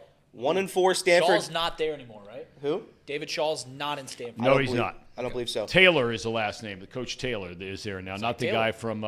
guy from Friday Night Lights. Eric Taylor. I believe the lowest ticket price for tonight in Colorado is $100. So it's the lowest price you're going to find. Well, you ain't going to find a $100 ticket for that Penn State-Ohio State game next week. Nope. All right, Tom. We got 30 minutes left in the show. Here we go. We've got a mailbag, right? Well, the mailbag was kind of just answered, unfortunately. Okay, so so no mailbag. You're kidding. I mean, he just stole a question from a child and proposed it as his own. But we do have picks to get to. We have picks, and we have chat power rankings. If you want to read the question from the kid, I'll read it again. It's kind of a similar thing. Well, did you do the intro to it? No, not yet. We can do it if you want, though. We got to roll it. Here we because go. it's must-see TV. We just got a letter. We just got a letter. We just got a letter. I wonder who it's from. Tom giggling at that every time. Tom, it's very funny. Goes off the rails sometimes. All right, today's question. You guys know how this works. Today's mailbag comes from sweet little Muhammad from Mrs. Ali's class. It's Muhammad from Mrs. Ali's class. My daddy is taking me to watch Coach Deion Sanders and the Colorado Buffaloes play tonight. I'm really excited to storm the field after we beat unranked Stanford, who's won one game this season. Do we think there's still hype around the Colorado football program? Which, of course, we already answered, and that's yes, because everybody wants to watch them. There is. But that's the question. That's little Muhammad from Mrs. We thank you, little Muhammad. That's right. Thank you, Muhammad. Okay. We thank you very, very much. All right, Casey, are we ready for picks? Yeah, let's do some picks. Okay. And I'm just going to preface this right now. Trace did not make any picks, so that one space is going to be blank. That's fine. Okay. We're going to count them as L's. We're going to start with a college game. We have 5 college games. We have 5 pro games. One game I left off this thing, and I want to circle back to this game at the end because I think were it not for the debacle of not taking a knee last week by Miami, Miami's playing North Carolina. Miami would be ranked about 11th right now. North Carolina, I think, is ranked 12th. Miami's got a good team, a really good team. They're scoring like 45 a game. Were it not for that coaching decision right last week, just simply take a knee and win the game, they'd be coming into this game 5-0. They beat Texas A&M, beat the snot out of Texas A&M, scored 48 on them. Yeah. It's really a shame for those kids down there what happened last week because Miami and Cristobal's a hell of a coach. I mean, he's made 2 decisions at the end of games, one at Oregon last week with Miami against Georgia Tech. It's a shame because he's building that program back up again. We're not picking that game this week, but that's a hell of a game. That game in Chapel Hill, North Carolina. All right, homecoming week for the UC Bearcats. They started the year 2-0. Reed was talking about Emory Jones being the Heisman Trophy winner. That was me, yep. Reed, talking him up. We talked about Iowa State and how they've been a weird team to watch. They started slow. They lost to Ohio University. They hung in there for 3 quarters against Oklahoma, and we've seen how good Oklahoma is, right? Mm-hmm. And then the last 2 weeks, They beat Oklahoma State on the road, and they beat TCU, who's not as good as last year, obviously, last week at home. So, Reed, we begin with you. The line on this one is the Bearcats favored by 5. Yeah, Iowa State lost to a MAC school. If you're playing in this game and you lost to a MAC school, you're not a very serious team. It's for that reason. You have got to be kidding me. It's for that reason I'm picking UC -5. Time out a second. He knows. Am I missing something? What? What am I missing? Iowa State lost to a MAC school. And what am I missing? They lost to a MAC school. If you lost to a MAC school, you're not a very serious team. What are we doing? Elliot. One of the 3 straight losses for the UC Bearcats. Now, refresh my memory here. One was Oklahoma. That's right. Right? That's right. Last week was, or 2 weeks ago, was who? BYU.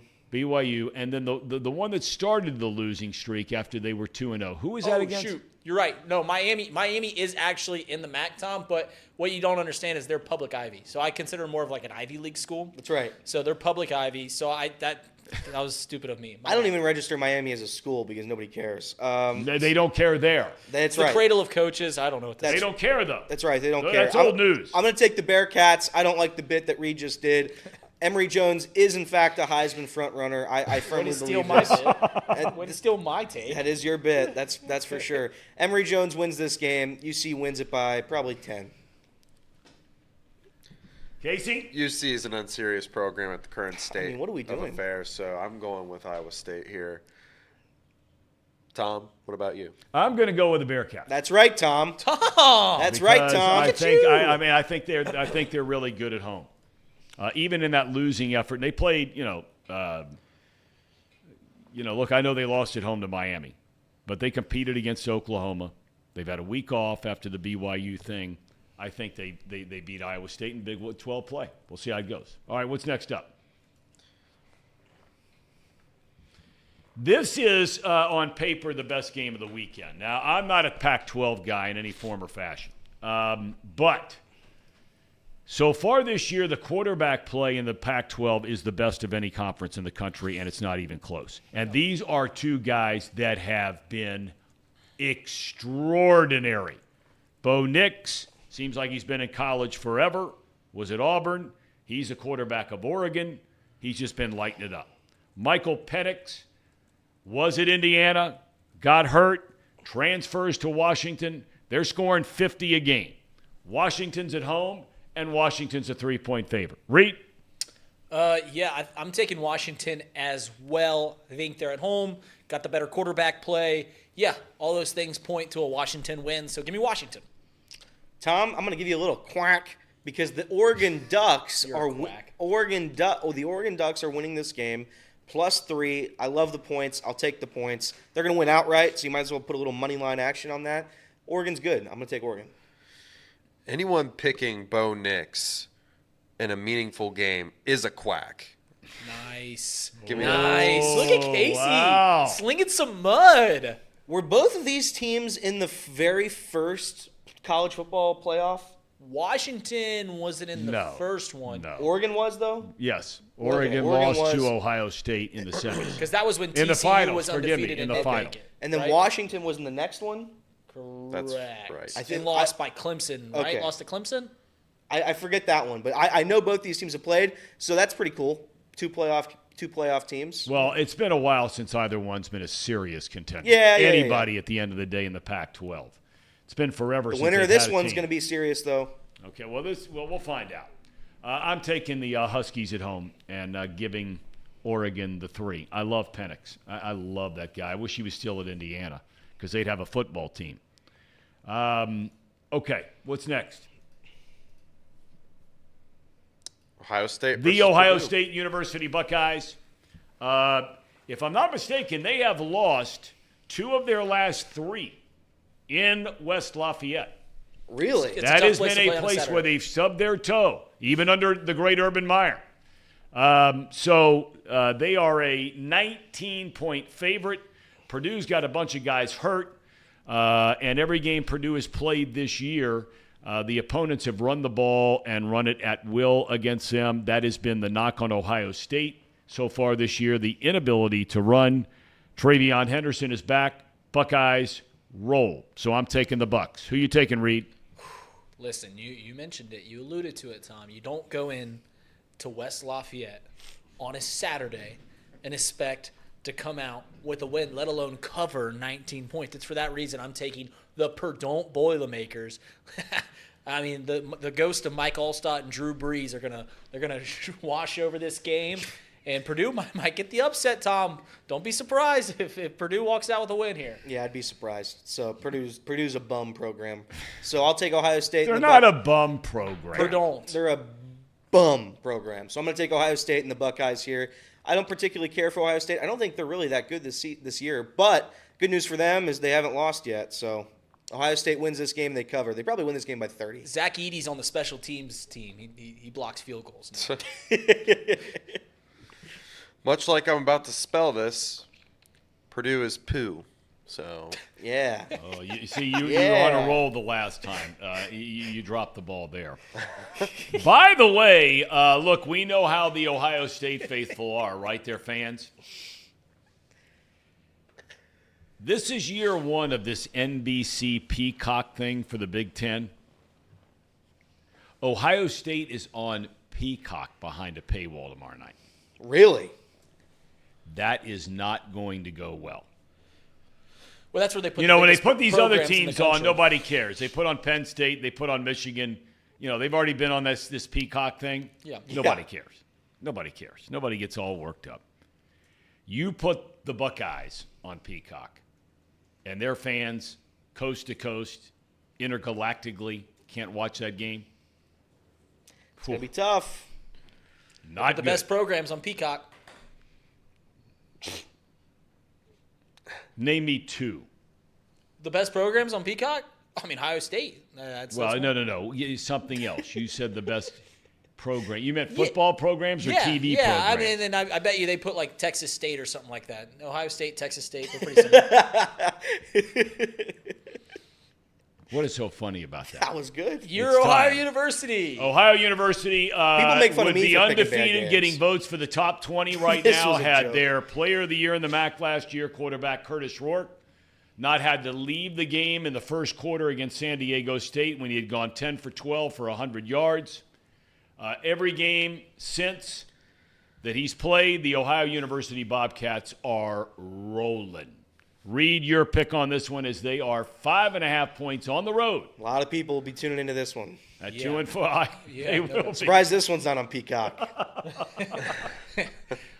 You listen, Tom. Teams from Ohio have a tough time going to the northern side of Illinois and winning games. It's right. for that reason I'm taking the Huskies. They're gonna I think it's gonna be a close game, but I think the Huskies are gonna cover.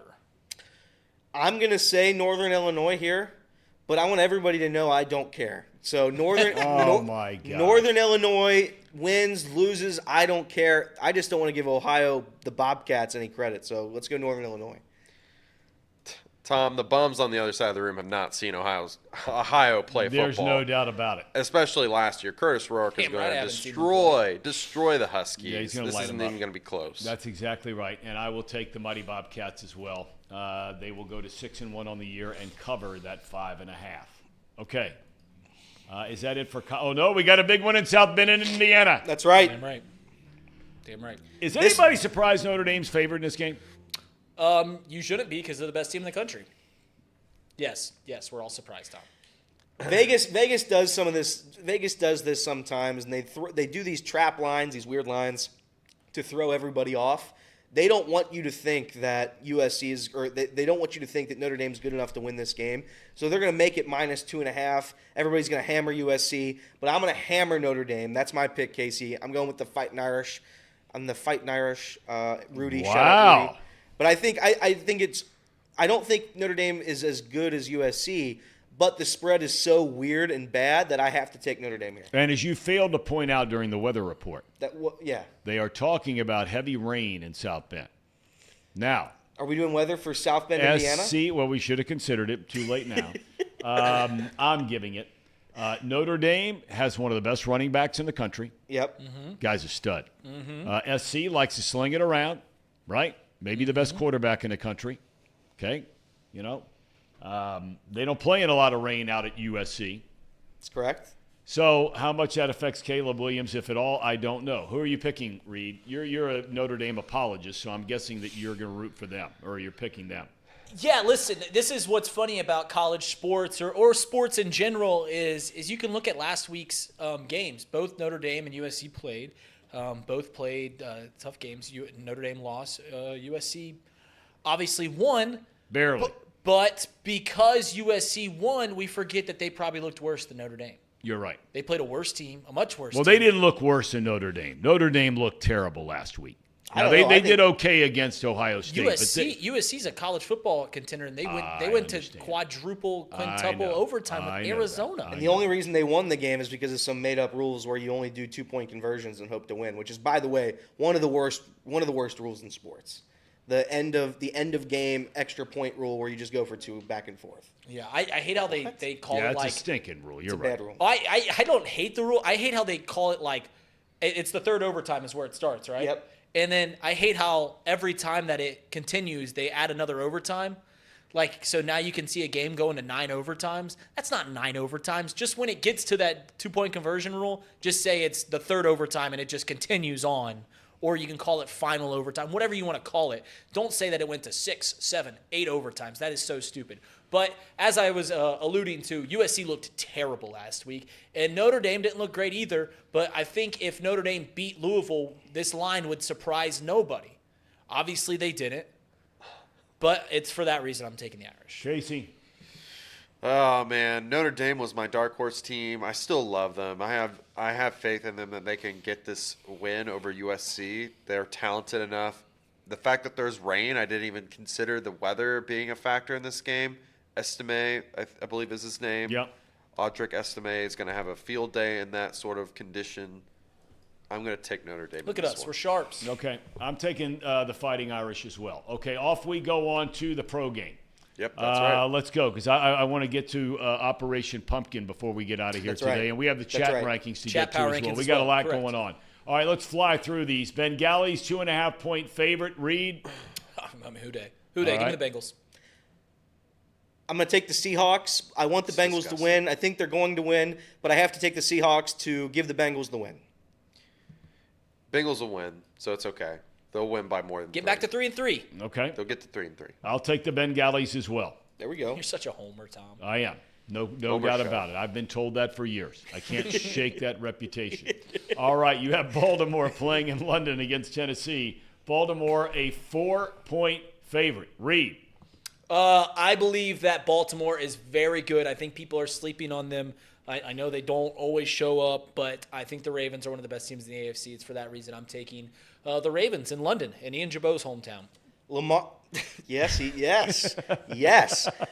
Lamar Jackson. Governor? Hello, Governor. Listen, Lamar Jackson is a top 4 quarterback in the National Football League. If you didn't watch last week's game, you missed 7 different dropped passes by Ravens receivers.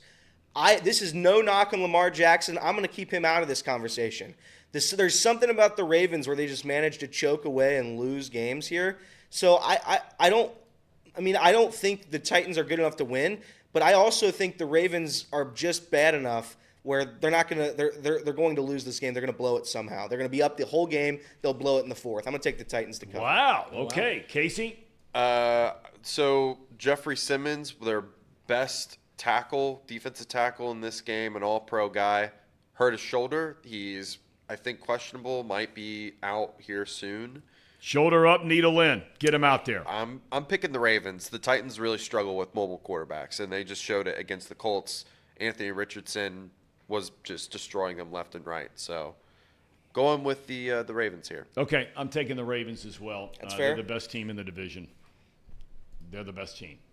Okay, we have the Brownies without their starting quarterback. They're running Walker out there. And that line is now at 9.5. Reed? I told everyone early in this week that I didn't like it. I loved the Browns plus 4.5. That was before I knew that Deshaun Watson wasn't going to play. It was before everyone and their mother was taking the 49ers to bet. I just thought that was, if Vegas puts out trap lines If they know something we don't, why in the hell would the Browns only be 4-point dogs against the 49ers? And it was for that reason I was going to take them. Now, Deshaun Watson's not playing. Now it's been down to 9.5. So I guess I don't even remember who I said to take. I guess 49ers? Yeah, because the Browns stink. They're nauseating. 49ers, they are nauseating. Okay. I'm going to take the 49ers, too. I think the Browns are not very good without Deshaun Watson. I don't think they're very good with Deshaun Watson. And they're also dealing with an injury for Jerome Ford. Jerome Ford should play, but he has been dealing with an injury. Casey? Yeah, I'm taking the 49ers. They're the most unfair team in all of sports right now. There's just no way that Browns are going to be able to handle that without Deshaun Watson. So. Okay, I'm taking the 49ers as well. I think they're the best team without question. Not even debatable in the National Football League right now. They're the Atlanta Braves. No, they're not. Okay, and do we have one more? Or is that it? We got two more. Two more. We got the Lions, 4-1 against the Battling Baker Mayfields, a surprising 3-1. Detroit, a 3-point favorite on the road. You want me to start? I'll start. You know what? I'm starting to buy in to the Detroit Lions. I think they're going to line it up at some point, but I'm starting to buy in. I've never bought in on Baker Mayfield. I think we talked yesterday about players that have that certain edge. I do believe that Baker Mayfield has that certain edge, although I think that his physical capability or limitations overcome that edge. Detroit Lions, Jared Goff's very good. Yeah, take them. I think the Lions are about to line it up real good. I think the Buccaneers are going to win this game. Baker Mayfield's had one hell of a season. I think he's kind of almost rejuvenized that fan base a little bit. They've rejuvenized the roster, too. I think he's brought an energy there they haven't seen in quite some time. Even Tom Brady was great, won him a Super Bowl. But I think this underdog mentality that he brings there is pretty fun. So I'm gonna take the Bucs. Yeah, Casey. That's a good pick, Elliot. That's a good pick because let me tell you, this is a bad matchup for the Lions. This is a really great defense that gets after your quarterback. The Lions at this current moment have been having a lot of success when Jared Goff is playing clean. When he does not play clean, he tends to struggle quite a bit. I expect that to happen this season. I'm picking the Buccaneers. All They're right. going to be able to get after him, make him uncomfortable. They're going to be able to stop the run. Picking the Bucs. Okay, I can't remember who I picked. Pick the Fighting Chris Spielmans. The Fighting Chris Spielmans, as always, he just celebrated a birthday this week. Belated happy birthday, Chris Spielman. Happy birthday. Indeed. One of the great players of all time. All right? And last but not least, this is a division matchup. This is an interesting game right here. Yeah, it is. The Colts at the Jags. Jacksonville at home, -4.5. Richardson's not playing, correct, Casey?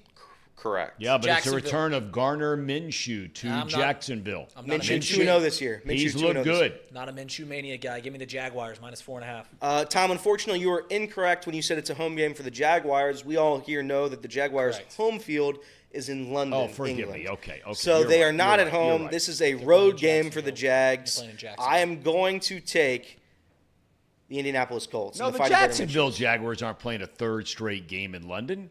They're not, but no, Tom. Their home Oh, field I is get what London. you say. I see. Their home field is London. Okay. They're on the road in Jacksonville. Okay. They're on the all right. road. Okay. The Jacksonville Jaguars are on I the road got in you. I Jacksonville. misunderstood you. Okay. I'm a little short upstairs. Casey? I'm just going to take the Jaguars. I don't know how to feel about this game. I don't have any insight on it. Just a gut feeling, the Jags. Okay. Who did I pick? You also picked the Jags. Okay. Pick the Jags. All right. So that's that. We're done with that. Yep. All right. Let's get to. Well, we're not done with it though yet. Oh my God. We have to do this, Elliot, Tom. It's come your on, first. dude. It's your We first have time. 5 minutes left. we got to do it. What is You it? got to do it.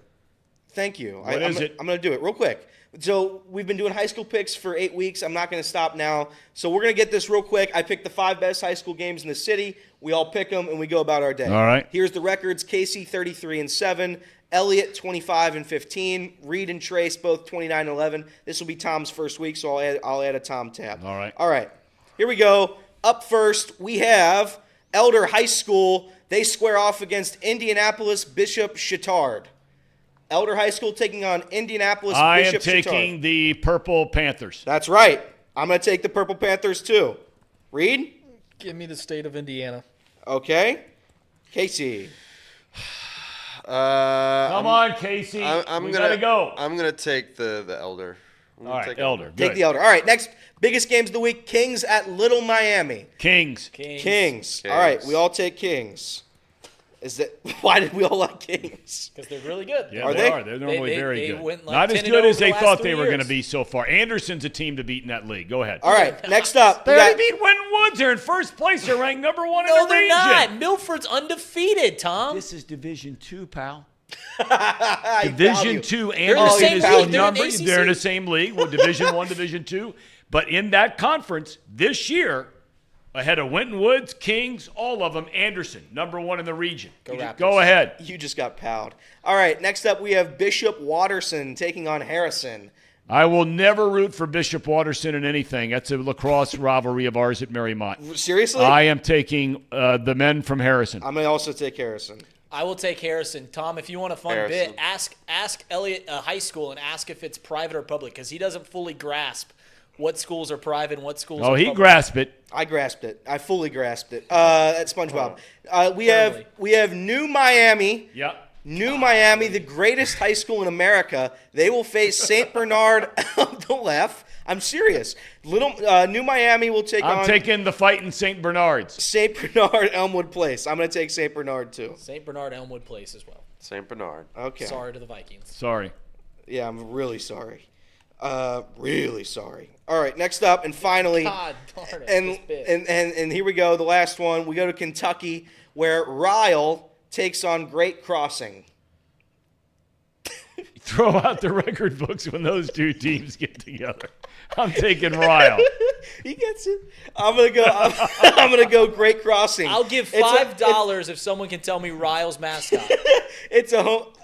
the Ryle Reisman. The Ryle Raiders. So close. That's right. It's got. You knew it was alliteration. All right, that was high school picks. Thank you everybody for playing. We'll tune in next week. Okay. All right. Here we go. We got the chat rankings. Yep. Casey, bring it over to me. So You're doing this week? I am doing this week. Is this Tom. one where we're giving giving participation trophies still, where you get no. 8 Damn right it is. honorable mentions? Damn right, Tom. and- You've got nowhere to be. It's Oh, my God. It's going to take a little bit of time. Let's just saddle in. All right. So we haven't done this in a while for that reason. Shout We're out doing Big a C, long $4.99. chat I'm a power Ryle Raider. rankings. I don't know what Elliot just said. It was probably disparaging. Let's get into this week of Chat Power Rankings. Started it off as I always do when I do Chat Power Rankings. Coming in at dead last is the player formerly known as Mouse Cop. You suck. Get out of here. All right. Before we... Wow. Yeah, let's go into number 5. We'll start at number 5. Okay. Coming into number 5 this week, he hates my football takes, but he's a loyal chat member. He's constant. I think he has some good things to say sometimes. It's Mr. Mo. Not only is Mr. Mo in our chat every day, he's a Bluffton Beaver. He played football at Bluffton University. And he's a member. Nutcutter Nation. So, Mr. Mo, congratulations coming in at number 5. Before we get to number 4, this next one is a new thing that I do. This chat person, I'll call this category, is 100% Paul. So this week's is 100% Paul is Sharon Peters. We all know you're Paul Sharon Peters. Paul the Quitter. Paul the Quitter. Paul Get the outta Quitter. here. Your jokes aren't funny. Number 4. Yeah, they really are tired. Go ahead. Number 4, as I always do in our chat power rankings, it's Everett Henry. I think Everett Henry's the compass of our chat. Solid. I think solid is correct. He just comes in every week. He keeps us on our toes. He keeps us honest. He keeps us honest. He makes fun of me a lot, and I appreciate that. Yep. So he's coming in at number 4. This next category is called Hamilton Hater. The Hamilton Hater this week is Elliot Rearing. That's Hamilton Hater number 2. And that's a beautiful picture of Elliot and his girlfriend, Taylor Swift. That is Hamilton Hater number 2. This is slander. Big time picture, though. Utter slander. Coming in at number 3, a very loyal chat member, a very loyal Twitter follow. It's Mark Fetters. Obviously, Mark That's my Fetters. guy. Oh, no. I put in the Michigan logo because you're a huge Michigan fan. Coming in number 3, you had a great week, Mark. sorry, Mark. Congratulations. Sorry, Mark. I wouldn't have done this to you, Mark. uncalled for, Mark. Mark's an Ohio State fan. That was the bit. This category is known as also Hamilton Hater. It's Thom Brennaman. Oh, see, so- Tom. This. So Me and you Hamilton are just Hater getting number slandered 1 out here. is Thom Brennaman. So, I mean, if they wouldn't talk bad about Hamilton, they wouldn't be in the chat power rankings this week. Very unfair. Number 2. Very unfair. Number 2. He's just been a little lashing tough on my boy Elliot, but he's been very nice to me, and, I'll do some favors. It's Blackmore. No. Blackmore coming in. He's been in our chat for months. I don't know if he's ever been this high on the chat power rankings. So congratulations, Blackmore. Number 2. Congrats, Blackmore. Right away. Congratulations. Yeah, absolutely. Don't clap for him. He slanders me the whole show, Tom. Well, all I'm saying is all of these guys, for my money, men or women, they're here with us every day. They're not cutters. That's exactly right. And again, Sharon is a man because it's Paul. Yeah, it's Paul. Okay. Honorable mention before we get to number 1. We've got Colton Melman. We got Molly, Alex Wallace, Sean Connor, and CJ Uffers. Yep. And all the members. And all the members. And all the members. Harrow, my guy Harrow. I still don't know if it's Harrow or Harrow. If you could give me a pronunciation key on that in the chat, that would be great.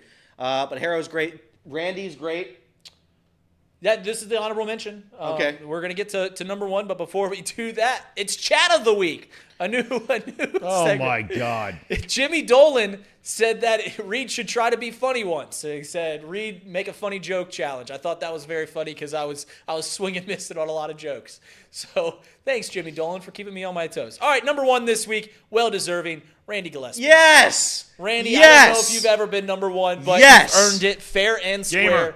Yes. The best thing that Randy Gillespie, the greatest honor that has ever been bestowed upon me, whether it be husband, best friend, best man, favorite son as I am of my dad's, Randy Gillespie one time called me human. I've never felt an honor as someone just saying, Reed's a human. Thanks, Randy. I am human. My favorite part about Randy is Randy goes on Twitter and he ats the Chatterbox crew a lot. He ats us all, and I love that. I love Randy interacting with me. But sometimes Randy forgets to at all the letters for the things he's adding. So sometimes he'll at Trace Fowler, but only do at TRA. Or I think he added the New York Jets one time, but he only added JE. So sometimes Randy forgets to type in all the letters there. But Randy is perhaps the greatest chatter we have, and that's a fact. Because he's very active on Twitter, and he interacts with us, and we love that. Thank you very much, Randy. Okay. All right, well, it's good stuff, and we thank everybody. I think Chi-Town Real Estate got a raw deal this week. That's Ooh, Chi-Town. Honorable mention. You got it. You're too late now. You forgot him. That's like the second time. That's the second time. I love you, Chi-Town. You spread the love. I love Chi-Town. Chi-Town I'm the Real only one in this Estate. room I who wouldn't loves buy you. any, but I love Chi-Town Real Estate. All right, look. Here we go.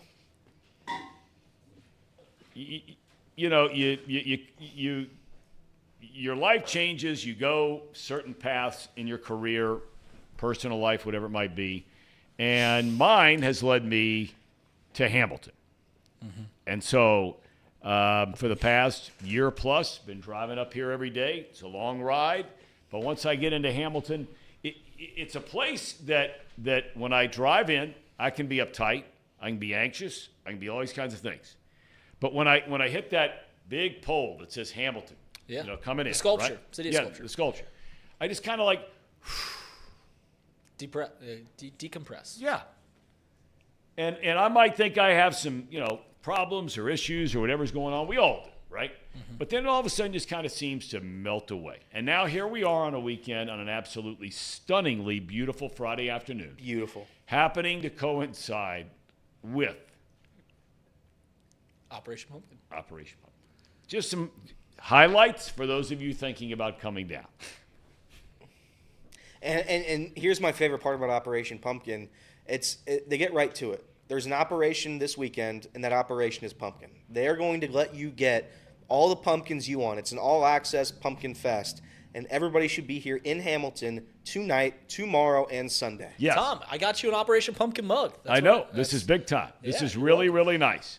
OperationPumpkin.org. You can check it out. They have a list of all the events going on this weekend. Right now, just beginning, one of your favorites, Casey, DJ Christian D. That's great. That's great. It's a great. What are you laughing about? I just love the name. Christian D. They have the Pumpkin Way Off. So these pumpkins are being brought in by people all around the region, right? The Way Off 4P today. And then tonight, I don't know if you remember, if you're friends with members of the band, Eugene Jacket on the main stage at 8:30. Eugene? Eugene. Tonight, actually, a good Eugene friend of mine jacket. is on the home stage, the hometown stage, whatever it is. Mark Joshua. He's a Okay. very talented musician. Cool. Tomorrow, pumpkin carving. Does it get any better than that? It does not. 11A. DJ Christian D returns at high noon again. Why are you laughing? Listen, so if you guys don't know this, you guys are laughing about a 12-year-old DJ. He is 12-year-old DJ.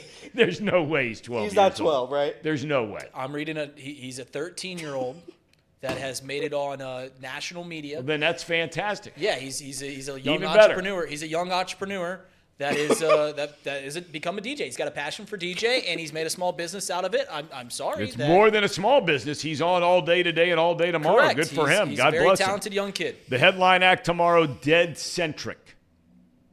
That's the band on the main stage, 8:30 tomorrow night. Okay. The highlight is Sunday. You have the pet parade at high noon, and then the crowning. Of what? What is it?